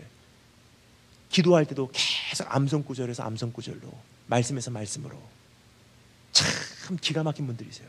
저는 그때 어렸을 때 한 가지 확신한 것이 있습니다. 그것은 무엇이냐면요, 무식한 사람도 예수 믿을 수 있지만 예수 믿다가 무식하게 죽는 사람은 없더라고요. 근데 여러분, 지금 이 시대는 반대인 것 같아요. 유식한 사람들이 예수 믿지만 한평생 예수 그렇게 믿다가 무식하게 죽더라고요. 두 번째, 주의 임재가 있으면 반드시 내 안에 형성되어야 되는 속성, 따라 첨사했습니다. 공동체. 42절 서로 교제하며 떡을 떼며, 44절 믿는 사람이 다 함께 있어 모든 물건을 서로 통용하고, 46절 날마다 마음을 같이하여 성전에 모이기를 힘쓰고 라고 되어 있습니다. 여기서 말하고 있는 공동체가 무엇인지 짧게 설명을 드리겠습니다. 여기서 말하고 있는 공동체는요, 우리가 생각하는 일반적인 공동체와는 조금 개념이 더 완벽합니다. 우리가 생각하는 공동체의 개념은 무엇입니까? 상당히 부분적이에요. 기능성적인 공동체. 그래서 따라서 이렇게 생각해요. 은사 개발을 열심히 해서 내가 갖고 있는 그 달란트를 잘 개발을 해서 그 달란트에 있는 부서에서 내 역할을 잘 감당을 하고 그 기능을 제대로 발휘를 하면 몸된 교회가 제대로 세워질 것이고 교회의 머리 대신 예수께서 영광을 받으실 것이다. 그래서 각 부서마다 아멘 하시면 곤란합니다. 각 부서마다 열심히 그 기능을 감당해라. 그 많은 분들은 아멘. 근데 중요한 것은요, 성경에 말하고 있는 그러한 교회의 모습은요, 한 부분이에요. 진짜로 성경에 말하고 있는 교회의 공동체됨은요, 조금 더 온전한 모습이에요. 뭐냐? 기능성적인 공동체뿐만이 아니라 유기체적인 공동체를 강조하고 있습니다. 그 성경이 그러한 지체마다 해야 되는 역할에 대한 말씀을 하시면서 불구하고 또 한 가지를 추가로 이야기를 하고 있어요. 뭐죠? 팔이 아프면 몸 전체가 아프지 않냐? 다리가 아프면 몸 전체가 아프지 않냐? 팔이 다리 보고 너는 왜 다리냐? 그렇게 말하지 못하지 않냐? 몸에는 또 가장 연약한 수치스러운 부분이 있다. 오히려 그것을 가장 소중하게 여기고 잘 감싸주지 않냐? 뭐죠? 유기체예요. 주님의 영이 계시면요, 교회는 반드시 유기체적인 교회로 성장하고 유기체이기 때문에 기능을 바로 발휘할 수 있는 것입니다. 근데 여러분, 그러한 유기체적인 교회가 지금 얼마나 있는지 한번 생각해 보도록 하겠습니다. 여기서 말하고 있는 유기체적인 교회, 저는 진짜로 목격한 적이 있어요. 저는 대학교 때 아르바이트를 했습니다. 사관학교에서 아르바이트 할 수 있는 그 기회가요, 한정이 돼 있습니다.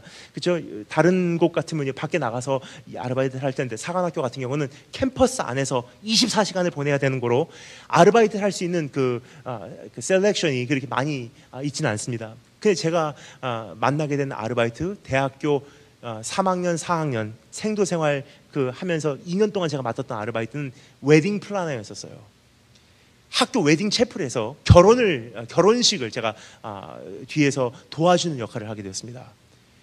그래서 이제 신랑 신부 언제 입장하시고 뒤에서 빵빠레 울릴 때 제가 큐를 주고, 그 신랑 측 어머니 들어가시고 신부 측 어머니 들어가시고 제가 그것을 다 리허설 시켜요.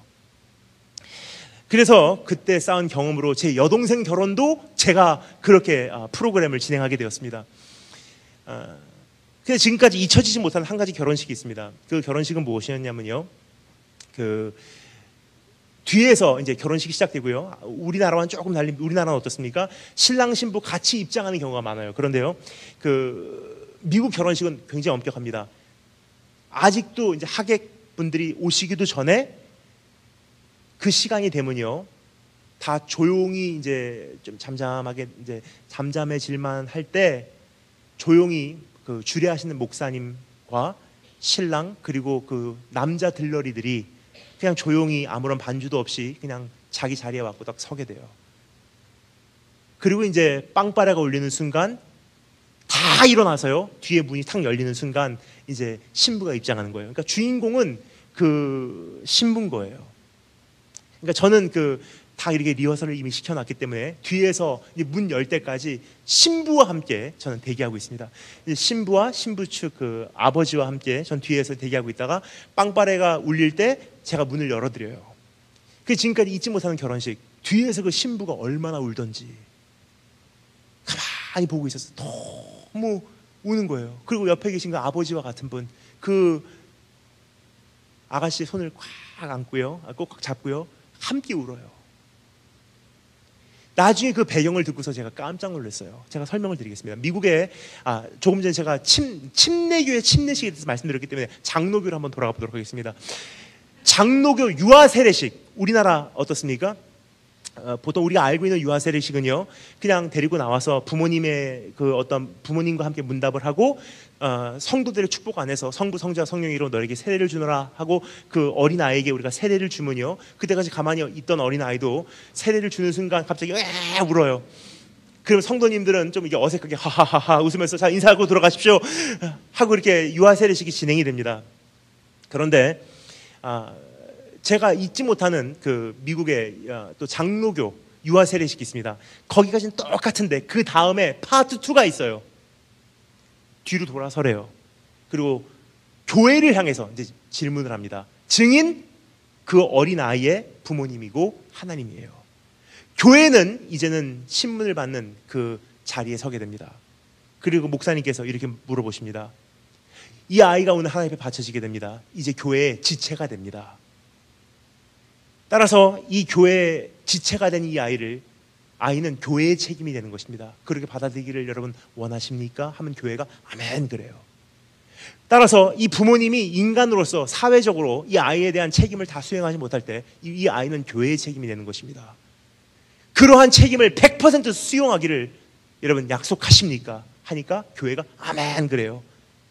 그러한 과정을 다 통과한 다음에 성부, 성자와 성령의 이름으로 세례를 주고 seal it, 하나님께 약속을 하는 거예요. 그렇게 세례를 받은 그 자매였었어요. 그런데요, 그렇게 세례를 받은 후에 얼마 안 가서 그 엄마 아빠가 교통사고로 돌아가셨어요. 근데 놀라운 것은요, 그 교회가 그 2-3살밖에 되지 않은 여자아이를 품어서요, 교회에서 크기 시작해요. 장로님 집에서 성장하기 시작합니다. 교회에서 학비 주고요, 초등학교, 중학교, 고등학교, 대학교, 대학원 다 졸업시키고요, 그리고 취업해서 갈 때까지 학교에서 부모님 모시고 오라고 하는 날은 교회 장로님들이 가시고요, 그리고 사랑하는 사람을 만나서 결혼을 하게 돼요. 교회 장로님이 그 자매의 손을 꽉 잡고요, 마지막으로 기도해주고 신랑의 손에 안겨지기까지 교회 책임이에요. 이게 여러분 유기체적인 교회입니다. 몸이에요, 몸. 그럼 여기서 여쭤보겠습니다. 그런 교회가 이 신촌 지역에 있으면 어떻게 될까요?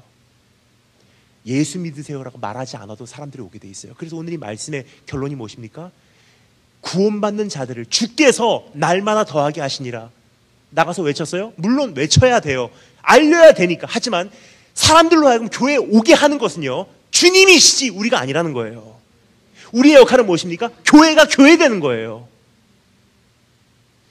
그렇게 유기체적인 교회로 교회의 속성이, 교회의 본질이 우뚝 세워지게 되면요, 주님께서 말씀하십니다. 너희는 언덕 위에 세운 동네니 그 동네를 감출 길이 없대요. 그렇게 교회가 세워지면요, 교회 오지 말라 그래도 오는 것이 사람들의 심리 아닙니까? 사실 여러분 대한민국 역사도 그렇게 진행되어 온 것이 아닌가 생각이 됩니다. 처음에 정말 힘들 때 아빠들이 초코파이 달라고 교회 가는 어린 아이들을 데리고 왔어요. 그 아빠는 교회 다니는 사람이 아니에요. 근데 애가 너무나 선교사님을 좋아하니까 교회를 데리고 왔어요. 선교사님, 얘 엄마가 죽고 내가 키울 자신이 없습니다. 선교사님 미국 가실 때 좀 얘 좀 데리고 가주세요. 그렇게 해서 일꾼들을 키워낸 것이 지난 50년, 60년, 100년 대한민국 교회를 형성하지 않았나 생각이 돼요. 그때는 세상이요, 교회를 무서워했어요. 하지만 지금 어떻습니까? 내 교회를 생각하는 것이 우리의 관심이지 하나님 나라 혹은 유기체적인 몸을 생각하지 않고 있다는 것이 우리 지금 이 시대의 안타까움이 아닌가 생각이 됩니다. 한 가지 중요한 질문 여쭤보도록 하겠습니다. 너무나 중요한 두 가지 투파트 질문이에요. 첫 번째 질문입니다. 예배라는 것은요, 정말 구원받은 사람들이 그 감격을 가지고 주님 앞에 나와서 주님 앞에 나 통회하고 상한 심령을 아뢰고 주님과 연합하는 특권일까요? 아니면 안 믿는 사람도 와서 쉽게 참여할 수 있는, 참가할 수 있는 프로그램일까요? 어느 쪽이 예배입니까? 전자일까요? 후자일까요? 전자입니다. 고민하시면 여러분 곤란합니다. 두 번째 파트, 전도라는 것은 본질적으로 물론 교회 안에서도 해야 되는 것은 사실이지만 성경적으로 볼 때 전도라는 것은 교회가 진짜로 교회가 되고 세상이 진짜로 세상일 때 전도라는 것은 진짜로 의미에, 진짜 참된 의미에서는 교회 안에서 해야 되는 것이 전도일까요? 교회 밖에서 해야 되는 것이 전도일까요? 교회 밖에서 해야 되는 것이 전도예요. 자, 그렇다면요, 예배라는 것은 구원받은 사람이 주님 앞에 나와서 정말 나 통회하는 심령으로 내 자신을 드림으로 주님과 연합할 수 있는 특권이고, 전도라는 것은 그렇게 구원받은 사람들이 교회의 담을 넘어서 세상에 가서 잃어버린 한 마리 양을 찾아가서 주님의 복음을 외치는 것이 전도라면요, 이것이 하나님 나라인데 지금의 우리 현실은 어떻습니까? 예배가 전도가 돼버렸어요. 왜요? 성도님들이 예수 생명을 상실해버리니까 전도를 해야 된다는 건 알아요. 우리 교회 1000명까지 이번엔 가야 된다는 걸 알기 때문에 부담감을 가지고요, 안 하는 것보다 낫습니다. 하지만 그러한 부담을 가지고 가서 예수 생명을 살아내기보다도 거의 이렇게 최선을 다해서 한다는 말이 거의 이런 말이에요. 우리 교회 한번 와보세요. 그래갖고 모셔와요. 거기까지 참 좋습니다. 그럼 모셔온 이상 교회는 책임을 져야 되잖아요. 그럼 어떻게 되죠? 처음 교회에 오신 분, 아직 예수님에 대해서 아무런 관심도 없는 분 오셨기 때문에 교회가 어느 정도 책임을 지고 이분들을 정착시켜야 되는 거로, 그럼 어떻게 되죠? 가수 모셔오고요, 코미디언 모셔와서요, 간증시키고요, 재미난 프로그램 돌리고요, 동영상 돌리고요, 말씀에 눈높이 낮추고요, 교회의 문턱을 낮춰요. 이것이 하루면 괜찮아요. 그럴 수도 있겠지. 그런데 중요한 것은요, 지난 15년, 20년 동안 대한민국 교회가 그렇게 진행돼 왔던 거로 20년 동안 그렇게 교회 생활을 했음에도 불구하고 20년 후인 오늘 그분들이 여전히 초신자예요. 저는 미국의 신학교 다닐 때 이렇게 배웠습니다. 하나님은 사랑이신지라 교회의 문턱을 낮춰라. 교회의 문턱을 낮춰서 누구든지 올 수 있게 하라. 그럴듯한 말로 저거 혹하고 넘어갔었어요. 근데 하나님 나라를 연구하면 연구할수록, 성경을 읽으면 읽을수록, 오늘 대한민국 교회 현실을 보면 볼수록 제 안에 수정이 되는 생각이 있습니다. 하나님의 말씀을 다시 한번 읽게 됩니다. 주님은 그렇게 말씀 안 하시더라고요. 뭐라고 말씀하십니까? 교회의 문턱이 낮아야 된다, 높아야 된다? 어느 쪽입니까? 주님은 이렇게 말씀하시더라고요. 하나님의 나라에 들어가는 문은 좁고 협착하여 들어가기를 원하는 사람들은 많으나 정작 들어간 사람들은 극히 소수래요. 문턱이 높다는 뜻입니까? 낮다는 뜻입니까? 무지무지 높다는 뜻이에요.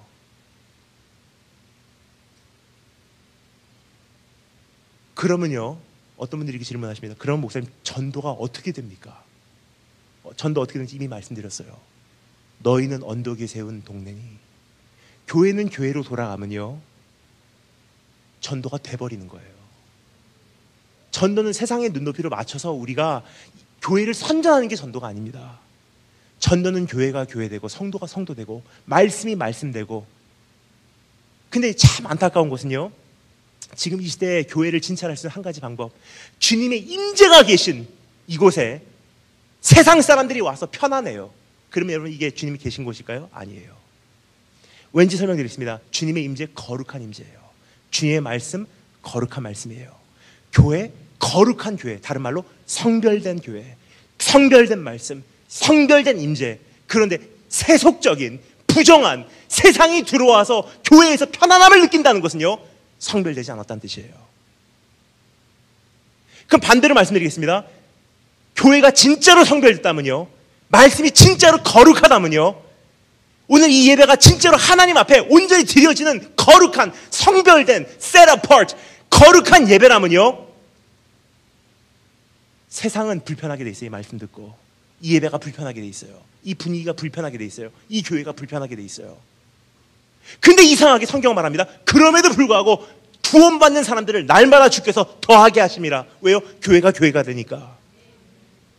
그렇게 복음을 증명하는 것이지, 세상 눈높이로 낮춰서 예수 믿는 연예인 불러와서 간증시키고 그 사람들이 이렇게 해서 복받았다는 걸 이야기하게 하고 그것을 20년 하니까 그것을 원했던 사람들은 여전히 20년 후인 오늘도 성장하지 못하고 교회에서 제자라는 이름표만 달고 다니는 것이 지금 오늘날의 교회 현실이에요. 여러분, 이제 우리가 어떻게 해야 되겠습니까? 여기까지 온 이상 우리가 또 하나의 개선을 해야 되겠습니까? 아니면 다시 한번 가슴을 찢고 마음을 찢고 주님 앞에 참회하고 돌아가야 되겠습니까? 시간 관계상 세 번째, 네 번째, 다섯 번째는 그냥 짧게만 넘어가도록 하겠습니다. 세 번째 말씀만 드리겠습니다. 따라하시면 되겠습니다. 동정심. 45절 말씀, 또 재산과 소유를 팔아 각 사람의 필요를 따라 나눠주며. 차라리 내가 아프고 말지라는 심리가 그 안에 있기 때문이에요. 유기체니까 차라리 내가 아프고 말지, 차라리 내가 배고프고 말지. 여기서 말하는 교회의 참된 모습, 나를 희생하고 상대방을 먹이는 모습, 그것이 교회에 참 두드러지지 않으면 안 되는 그러한 속성이라는 사실을 교회가 성경이 말해주고 있는 것입니다. 네 번째 따라 정리했습니다. 전도. 47절 말씀, 또 온 백성에게 칭송을 받으니 주께서 구원받는 사람을 날마다 더하게 하시니라. 전도가 돼버리는 거예요. 교회가 돼버리니까, 예배가 돼버리니까, 성도가 성도의 삶을 살아가니까 전도는요, 말은 우리가 사명이니까 외치는 것 뿐이지 그 말이 박히게 하는 것은 하나님이세요. 그 말이 열매 맺게 하시는 것은 하나님이세요. 그 지금 이 시대에 안타까운 것은요, 말을 외쳐도 안 박히는 거예요. 말씀을 선포해도 안 먹혀 들어가는 거예요. 왜요? 교회가 교회되지 못하니까.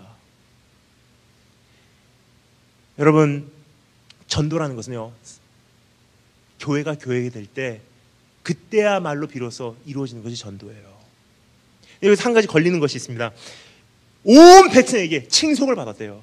왜 걸리냐? 또 한 가지 구절이 성경에서 기억나기 때문이에요. 무릇 그리스도 예수 안에서 경건하게 살고자 하는 자에게는 핍박이 있으리라. 자, 그러면 어느 쪽일까요? 정말로 교회가 교회되고 성도가 성도될 때, 예배가 예배되고 주님 안에서의 삶이 그 삶이 될 때, 성도는 칭송을 받아야 될까요? 핍박을 받아야 될까요? 칭박. 아닙니다. 칭송을 받아야지 마땅할까요? 핍박을 받아야지 마땅한 걸까요? 아무리 기다려도 답은 분명히 나오지 않을 거라고 생각하기에 수수께끼와 같은 질문이었기 때문에 제가 답을 말씀드리도록 하겠습니다. 교회가 교회되고 성도가 성도될 때 우리가 받아야 되는 것은요, 둘 다예요. 칭송도 받아야 되고요, 핍박도 받아야 돼요. 왜냐? 뿌리는 동일하기 때문이에요. 단지 세상이 반응하는 그 반응이 두 가지로 다양하다는 뜻이에요. 예를 들겠습니다. 정말로 나는 바로 살아내요.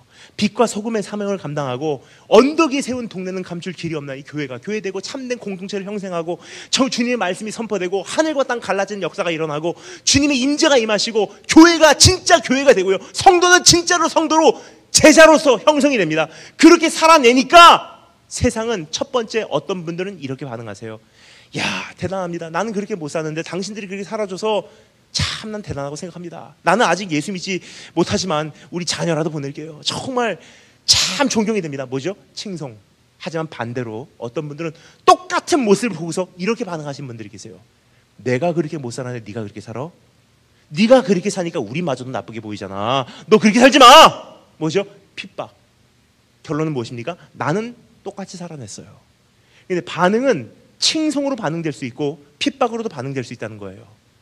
따라서 교회가 교회되고 성도가 성도되고 진짜로 우리가 있어야 되는 자리로 돌아가면요, 반응은 칭송으로 나올 수 있고 핍박으로 나올 수 있는데 중요한 것은 무엇이냐? 칭송도 받지 못하고 핍박도 받지 못하면요, 교회는 아니라는 거예요. 한번 그 기준으로 내 자신을 진찰해 주면 좋을 것 같습니다. 오늘날의 교회를 그 기준으로 한번 진찰해 주면 좋을 것 같습니다. 정말로 저게 하나님의 교회라면 정말 하나님 살아계시군요. 나는 예수 믿지 않지만 정말로 교회를 보면 하나님 정말 살아계신 것 같습니다 하고 칭송을 받고 있는 교회입니까? 혹은 이 어두운 세상과 너무 다 다르게 살아서 세상에게 핍박을 받고 죽임을 당하는 교회입니까? 이 두 가지가 아니면요, 이제는 우리가 주님과 여전히 함께하고 있다는 착각을 버리고 이제는 그 자리에서 깨어나라는 거예요. 지금 오늘 처음에 그래서 제가 말씀드렸습니다. 이 말 해야지 하고 온 거 아니에요. 저는 성경에 나와 있는 이대로 그냥 진찰하고 있는 것 뿐입니다. 마지막 다섯 번째 짧게 살펴보시겠습니다. 따라해 주시면 감사하겠습니다. 예배. 첫 번째는 뭐였죠? 가르침. 두 번째 공동체. 세 번째 동정심. 네 번째 전도. 다섯 번째 예배입니다. 42절 말씀 오로지 기도하기를 힘쓰니라. 43절 말씀 사람마다 두려워하는데. 47절 말씀 하나님을 찬미하며. 여러 가지 예배의 중요한 요소들이 있지만 오늘 성경에서 이야기하고 있는 한 가지, 예배가 예배되게 하는 한 가지만 말씀드리고 말씀하시도록 하겠습니다. 예배 가운데 어떠한 요소가 있었다라고요? 어떠한 요소가 있었다고 성경 말하고 있습니까? 사람마다 두려워했대요. 지금 이 시대에 예배가 예배되지 못하는 것, 하나님의 임재가 없다고 생각하는 이유가 바로 여기 있습니다. 예배 두려움이 없어요. 요번에 이스라엘 가서 제가 정말 감사했던 한 가지가 있어요. 제가 이스라엘 도착하니까 새벽 3시 50분이더라고요. 텔아비브 공항에서 예루살렘까지 가니까 새벽 5시예요. 근데 5시부터 갈 데가 없더라고요. 호텔 체크인하기도 너무 이르고 카페 가기도 어중간하고. 새벽 5시에 유일하게 예루살렘에서 갈 수 있는 한 곳, 통곡의 벽. 아침 새벽 5시에 통곡의 벽 찾아가서 이마를 벽에다 대고서 얼마나 울었는지, 다시 그 땅에 오게 하심에 감사하고 정말 하나님 마음 느껴서 얼마나 많이 울었는지 모릅니다. 1시간 정도를 그렇게 울고 딱 눈을 뜨니까 주변에 있는 유대인들이 저를 이상하게 보고 있어요. 넌 누구냐? 그리고 눈물을 닦으면서 보니까 이제까지 수도 없이 많이 방문한 통곡의 벽, 참 이상하게 이번만 제가 그것을 감지했어요. 유대인들과 함께 눈물을 닦으면서 그 자리를 떠나는데요, 유대인들이 아침에 새벽 예배 같이, 우리와 같이, 우리의 새벽 예배 같이 거기 와서 같이 기도하는 그 유대인들이요, 거기서 같이 기도하고 이제 직장으로 돌아가거나, 직장으로 가거나 출근을 하거나 이제 가정으로 돌아가시는 분들이세요. 학교로 가시는 분들. 거기서 같이 기도하고 떠나는데요, 유대인들이 통곡읍에서 떠날 때 뒷걸음질 쳐서 떠나요. 제가 너무나 궁금해서 거기 계신 분께 여쭤봤습니다. 저분들이 왜 저렇게 합니까? 그분이요, 한마디로 너무나 통쾌하게 이야기하시더라고요. 그분이 왕이시잖아요. 두려움이에요, 두려움. 그래서 지금 이 시대에 가장 안타까운 것이 한 가지, 바로 이것이 아닌가 생각이 듭니다. 이번에도 다가오는 여름 캠프, 청소년 청년 여름 캠프, 거의 이런 식으로 진행이 돼요. 제가 딱 도착하면요, 찬양이 불러지고 있습니다. 준비 찬양. 그러면 저는 강사 대기실에 안내가 돼요. 강사 대기실 가면 반드시 있어야 되는 아이템, 조그만 쟁반에, 이런 쟁반 위에 꼭 있는 삼다수 한 병, 크라운 산더 2개, 그리고 물수건 하나. 강단 옆에 있는 그 조그만 방에서 강단의 열기가 조금씩 느껴지고요, 그 엄청난 찬양의 진동이 막 피부로 느껴지는 그 현장에서 저는 말씀을 묵상하며 기도를 준비하고 있습니다. 근데 가장 힘든 것은 무엇이냐면요, 말씀 전하러 강단에 올라가야 되는데 그 직전까지 어떠한 찬양을 부르고 있냐, 나의 왕 앞에서 춤을 추며 노래하고 다윗까지 춤을 추는 게 저는 참 가슴이 아파요. 왠지 말씀드리겠습니다. 여러분, 왕 앞에 서보신 적 있으세요? 대통령 앞에 서본 적이 있습니다. 여왕 옆에 지나가 본 적이 있어요, 저는. 그런데요, 사실 왕하고 대통령은 비교되지 않아요. 대통령은 탄핵도 가능한 민주주의예요. 근데 왕은요, 두려움이 있어요. 근데 그러한 왕 앞에서 춤추고 노래하는 존재는요, 백성이 아닙니다. 광대지. 지금 이 예배가 지금 우리가 어떻게 진행되는지 여러분 느끼십니까? 주님을 향한 두려움이 바닥을 쳤어요. 하나님을 향한 경외함이 없다는 거예요. 예배가 시작된 지 30분 후에 던킨 도나츠 컵 들고 나타나고요, 한 손에 카톡 쥐고 한 손에 음료수 들고 그냥 콘서트 참여한 그러한 느낌으로 예배에 참석하는 것이 우리의 모습이 되지 않았나 생각이 됩니다. 하면 예배가 살아나기 위해서는요, 주님의 인재가 그곳에 정말 계시다면 어떻게 될까?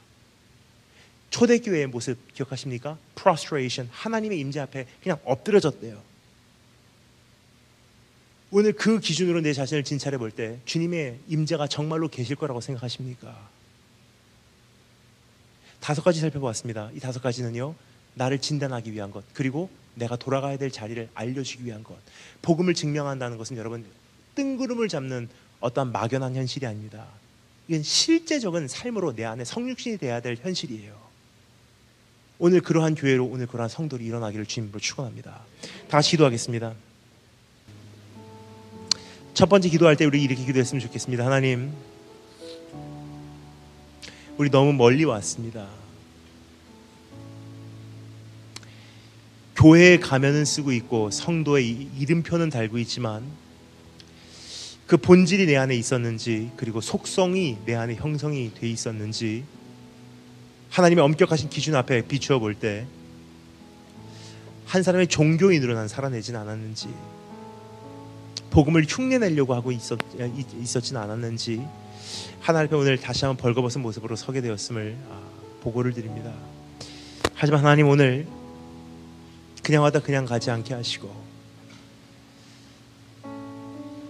또 한 번의 부흥회로, 또 한 번의 말씀 집회로 그냥 넘어가는 것이 아니라 오늘 하나님 앞에 다시 한번 새롭게 내가 나갈 수 있는 이 한 걸음을 내딛기를 소망합니다.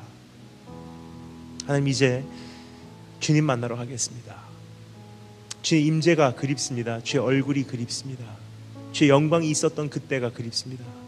난 직접 경험해 보진 못했지만 할머니를 통해서, 우리 할아버지를 통해서 들었습니다. 교회 장로님을 통해서 들었습니다. 그리고 하나님, 그러한 부흥의 열기가 아직은 조금 남아있는 그러한 막바지 시대에 난 태어나서 조금은 알고 있습니다.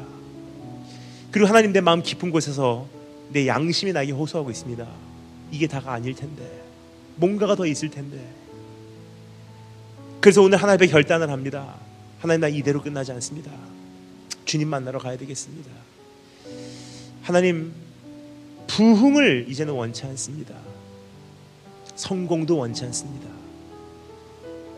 또 하나의 회복도 사실은 원치 않습니다. 내가 원하는 것 딱 한 가지, 주의 얼굴을 우리에게 돌이켜 주기를 원합니다. 다시 한번 주의 임재가 이곳에 있기를 원합니다. 다시 한번 주의 영광을 보기를 소망합니다. 여러분, 그러한 갈망이 내 안에 정말로 있으십니까? 오늘 그러한 마음을 가지고 주님 앞에 함께 우리 기도하며 나가도록 하겠습니다. 주여, 한번 우리 크게 부르고요. 주님, 내 가운데 강림하여 주시옵소서. 다시 한번 임재하여 주시옵소서. 다시 한번 주의 얼굴을 우리에게 비춰 주시옵소서. 다 같이 주여 한번 크게 외치고 기도하겠습니다. 주여! 교회를 개척하라? 아니에요. 뭐라고 말씀하십니까? 너희는 가서 제자 삼으라. 그리고 주님께서는 교회에 대해서 뭐라고 말씀하십니까? 우리에게 교회에 대해서 말씀하시는 소극적인 표현, 하지만 주님 자신에 대해서는 뭐라고 말씀하십니까? 내가 나의 교회를 이 반석 위에 세우리니. 즉, 나의 역할과 주님의 역할이 완전히 구분이 되어 있다는 거예요. 주님의 역할은 교회 세우는 것, 나의 역할은 제자 삼는 것. 따라서 나의 역할은 무엇입니까? 나는 제자 삼고요, 그렇게 제자 삼겨진 사람들이 두세 사람이라도 주님의 이름으로 모인 곳이 교회로 주님의 입장에서 세워지는 것이지, 내가 교회를 세운 다음에 언젠가 거기에 성령님께서 공동체적으로 어떠한 부흥회를 통해서 임하시고 거기서 자연적으로 제자들이 생산된다고 생각하면요, 교회가 변질되기 시작한다는 것을 이야기해 주고 있는 것입니다. 여러분, 제자라는 개념이 제자라는 것은 어떻게 세워지는 것일까요? 여기서부터 우리가 정리하는 것이 우리가 본질을 향해서 출발하는 한 걸음이 되지 않을까 생각이 듭니다. 그 이유는요, 이 부분이 정리되지 않는 한 우리는 신앙에 대한 그 엄격함을 우리가 자각하지를 못하기 때문입니다. 제자의 기준은 무엇입니까? 제자 10주짜리 제자 훈련 코스를 잘 마무리해서 수료한 사람들이 제자일까요? 아니에요. 성경에 보면요, 제자에 대한 한 가지 기준을 주님께서 말씀하시는 것을 우리는 너무나 잘 알고 있습니다. 뭐죠? 내가 너에게 분부한 모든 것을 가르쳐 지켜 행하게 하려 해요. 즉 10주짜리 코스를 잘 수료를 하던 10년 동안 제자 훈련을 받던 아무런 상관이 없다는 거예요. 가르쳐 지켜 행하게 하는 단계까지 가지 않으면요, 나는 제자가 아니란 뜻이에요. 여러분, 오늘 수많은 교회들이 세워지고요, 수많은 건물들이 그렇게 건설됐지만 참된 제자가 얼마나 있을지 하는 것이 한 가지 제 마음에 갖고 있는 질문입니다. 그렇게 성령께서 임하시게 됩니다. 각 사람 위에 임하시고요, 그렇게 성령을 받은 사람들이 두세 사람이라도 주님의 이름으로 모이니까 교회가 되는 거예요. 다시 한번 설명드리겠습니다. 그래서 성도와 교회의 본질은 동일하고요, 속성은 동일한 것입니다. 그러한 성도들이 모여서 세워진 것이 교회고, 그러한 교회이기 때문에 그러한 성도들에게 주님 만날 수 있는 기회를, 그것이 사도행전 4장 말씀의 내용입니다. 근데 사도행전 4장에 봐도요, 똑같은 패턴이 반복되는 것을 우리가 볼 수 있습니다. 이 패턴이 왜 중요하냐면요, 교회의 본질을 우리에게 알려주기 때문이에요. 여러분, 교회의 본질은 무엇이라고 생각하십니까? 성도의 본질은 무엇이라고 생각하십니까? 사역일까요? 성령 충만일까요? 아니에요. 사역 전에 성령 충만이 있고요, 성령 충만 전에 진동이 있다는 것을 말씀드리고 싶은 것입니다. 사도행전 4장에도 똑같은 패턴이 진행되고 있습니다. 한번 읽어보도록 하겠습니다. 제가 읽겠습니다. 여러분 잘 들어주면 좋을 것 같습니다. 여러분, 제가 만들어낸 이야기가 아니기 때문에 그냥 성경 펼치지 마시고 그냥 제 이야기를 잘 들어주면 좋을 것 같습니다. 그렇게 말씀을 오순절날 사건 이후로 전파하기 시작하니까 예루살렘 공회, 사내들인 공회로 불려간 사도들이 풀려나기를 위해서 예루살렘 교회에서 계속 기도를 해요. 그 신문을 마친 다음에 예루살렘 교회로 복귀를 합니다. 하나님께 영광을 돌리고 감사하며 이제 예루살렘 교회의 앞날을 위해서 기도하는 장면이 사도행전 4장에 기록된 내용이에요. 하나님 이런 교회가 되게 하소서. 이러한 사역을 감당하기를 원합니다. 우리는 이렇게 주님께 영광 돌리기를 원합니다. 그러던 현장에 어떠한 일이 있었는지 제가 읽어드리도록 하겠습니다. 사도들이 노임에 예루살렘 공회, 사내들인 공회에서 놓여서 예루살렘 교회로 복귀했다는 뜻입니다. 그 동료들에게 가서 제사장들과 장로들의 말을 다 아뢰니 이제부터 예루살렘 교회가 이제부터의 교회의 사역을 놓고서 이제부터 교회의 역할을 놓고서 기도하는 장면입니다. 주여 종들로 하여금 담대히 하나님의 말씀을 전하게 하여 주시오며 손을 내밀어 병을 낫게 하옵시고 표적과 기사가 거룩한 종 예수의 이름으로 이루어지게 하옵소서 하더라. 빌기를 다하매 모인 곳이 진동하더니 무리가 다 성령의 충만함을 받아 담대히 하나님의 말씀을 전파하기 시작하니라. 여러분 감지하셨습니까? 똑같은 패턴이에요. 진동이 있고요, 그 다음에 성령께서 임하시고요, 그 다음에 사역이 시작됐어요. 다시 한번 말씀드리겠습니다. 지금 이 시대의 가장 안타까운 것은요, 직분과 봉사와 헌신과 선교 사역이 먼저 시작되고요, 그것을 잘 감당하기 위해서 성령을 요구하고요, 성령께서 임하시면 진동이 있겠지 하는 막연한 이해가 내 안에 있지, 성경이 우리에게 제시해주고 있는 이 본질에 충실하지 못하다는 것입니다. 성경이 우리에게 제시해주고 있는 교회와 성도의 본질은 무엇입니까? 사역 전에 성령 충만이 있고요, 성령 충만 전에 뭐라고요? 진동을 제공해 주기 때문입니다. 따라서 여러분, 어떠한 훌륭한 나라, 훌륭한 교회를 세우기 전에 먼저 내가 하나님 앞에 먼저 세워져야 되지 않을까 하는 생각을 해보게 됩니다. 따라서 한번 이번 계기를 통해서요, 그 어떠한 것보다도 내가 정말로 주님과 함께하고 있는지 복음을 내 안에서 증명할 수 있는 그러한 계기가 내 삶의 소유되기를 주님으로 축원합니다. 진동이 있었고요, 성령이 임하셨고요, 그 다음에 일어난 현상은 무엇입니까? 그때부터 성령 받은 사람들이 일어나서요, 여러 나라 말로 방언으로 말씀을 전파하기 시작했대요. 한마디로 요약합니다. 사역이 시작됐어요. 그럼 다시 한번 정리해 드리겠습니다. 제일 첫 번째 현상이 뭐죠? 진동. 두 번째 성령. 세 번째 사역이에요. 여기까지만 말씀드려도요, 이미 감지하시는 분들은 감지하셨을 거예요. 최근에 수많은 교회의 현실과는 그 패턴이 반대라는 거예요. 우리가 알고 있는 패턴은 무엇입니까? 먼저 직분을 받고요, 먼저 사역을 배우고요, 먼저 봉사를 시작해요. 근데 이것을 잘 감당해야 하는 것은 어느 정도 책임감이 있는 거로 잘 알고 있습니다. 근데 잘 감당하기 위해서는 성령이 우리에게 필요하다는 것도 알고 있어요. 그래서 성령님이 임하시도록 우리는 기도를 합니다. 성령께서 임하시면 거기에 반드시 어떤 진동케 하심이 있지 않을까 하는 예상을 해요. 그래서 우리가 생각하는 개념은 무엇입니까? 사역을 먼저 시작하고요, 성령을 요구하고요, 사역을 성공하기 위해서, 따라서 인격적인 성령님이 아니라 사역을 성공하기 위한 도구예요. 그렇게 성령께서 임하시기 때문에 어떤 진동이 일어나겠지 하는 신비적인 어떠한 우리는 현상을 예상을 합니다. 하지만 성경은 우리에게 너무나 엄격하게 이 패턴을 우리에게 정리해주고 있습니다. 진동이 있고 그 위에 성령께서 임하시는 거고요, 성령께서 임하셨기 때문에 거기서 사역이 시작되는 거예요. 그렇게 시작된 초대교회, 그때부터 그들이 일어나서 성령님께서 주시는 말씀으로 사람들에게 복음을 전파하기 시작합니다. 그래서 예루살렘에서 비상이 걸렸어요. 사도들이 사내들인 공회로 불려갑니다. 예루살렘 공회에서 여러 가지 질문으로 신문을 받고 결국은 장로들과 제사장들 앞에서 모든 그 신문을 다 통과한 다음에 예루살렘 교회로 복귀를 해요. 지금 읽은 이 말씀 배경을 짧게 설명드리는 것이 오늘 이 말씀을 이해하는 도움이 될 듯합니다.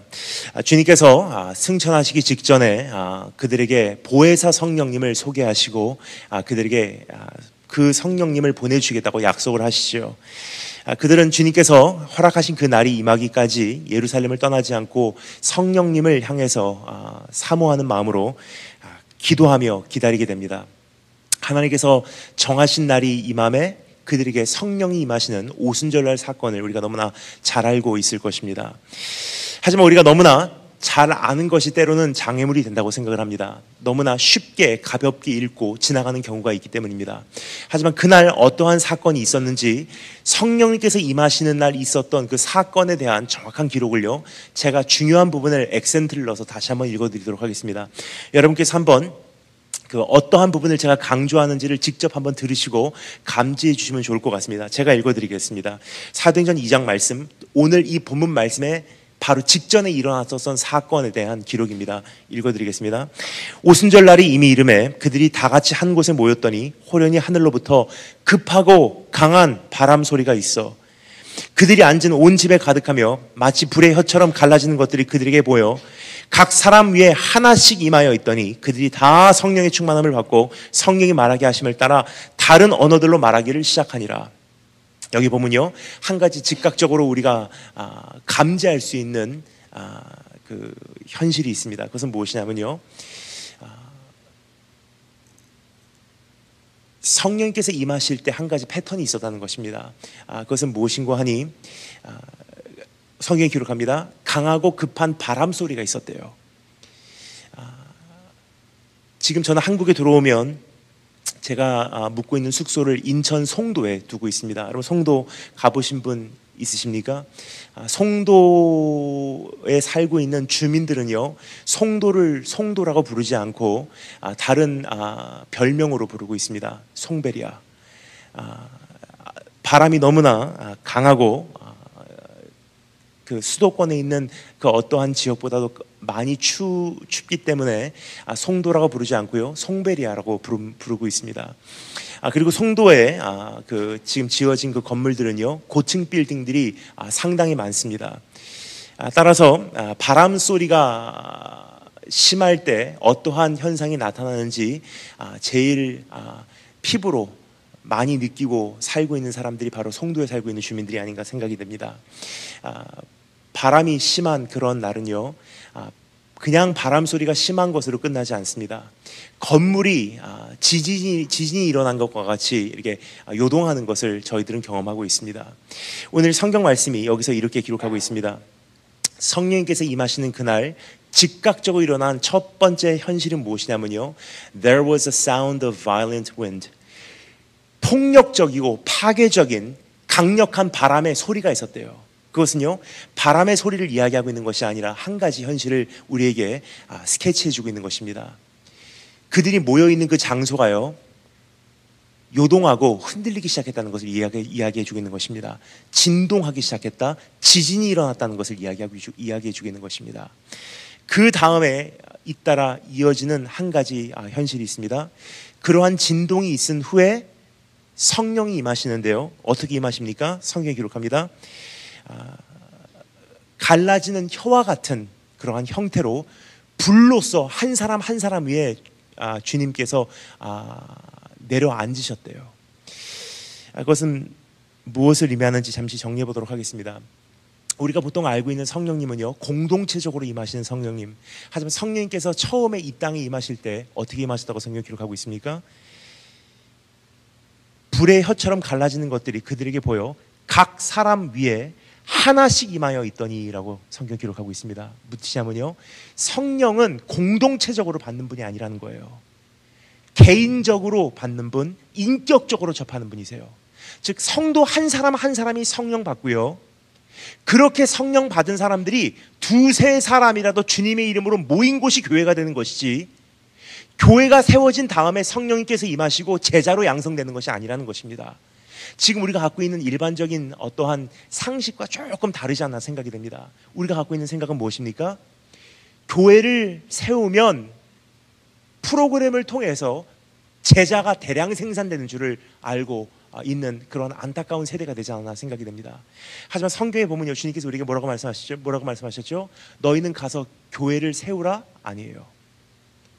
교회에 대한 이야기를 하실 때는요, 언제나 적극적인 표현이 아니라 소극적인 표현을 사용하셨어요. 우리를 향해서는 너희가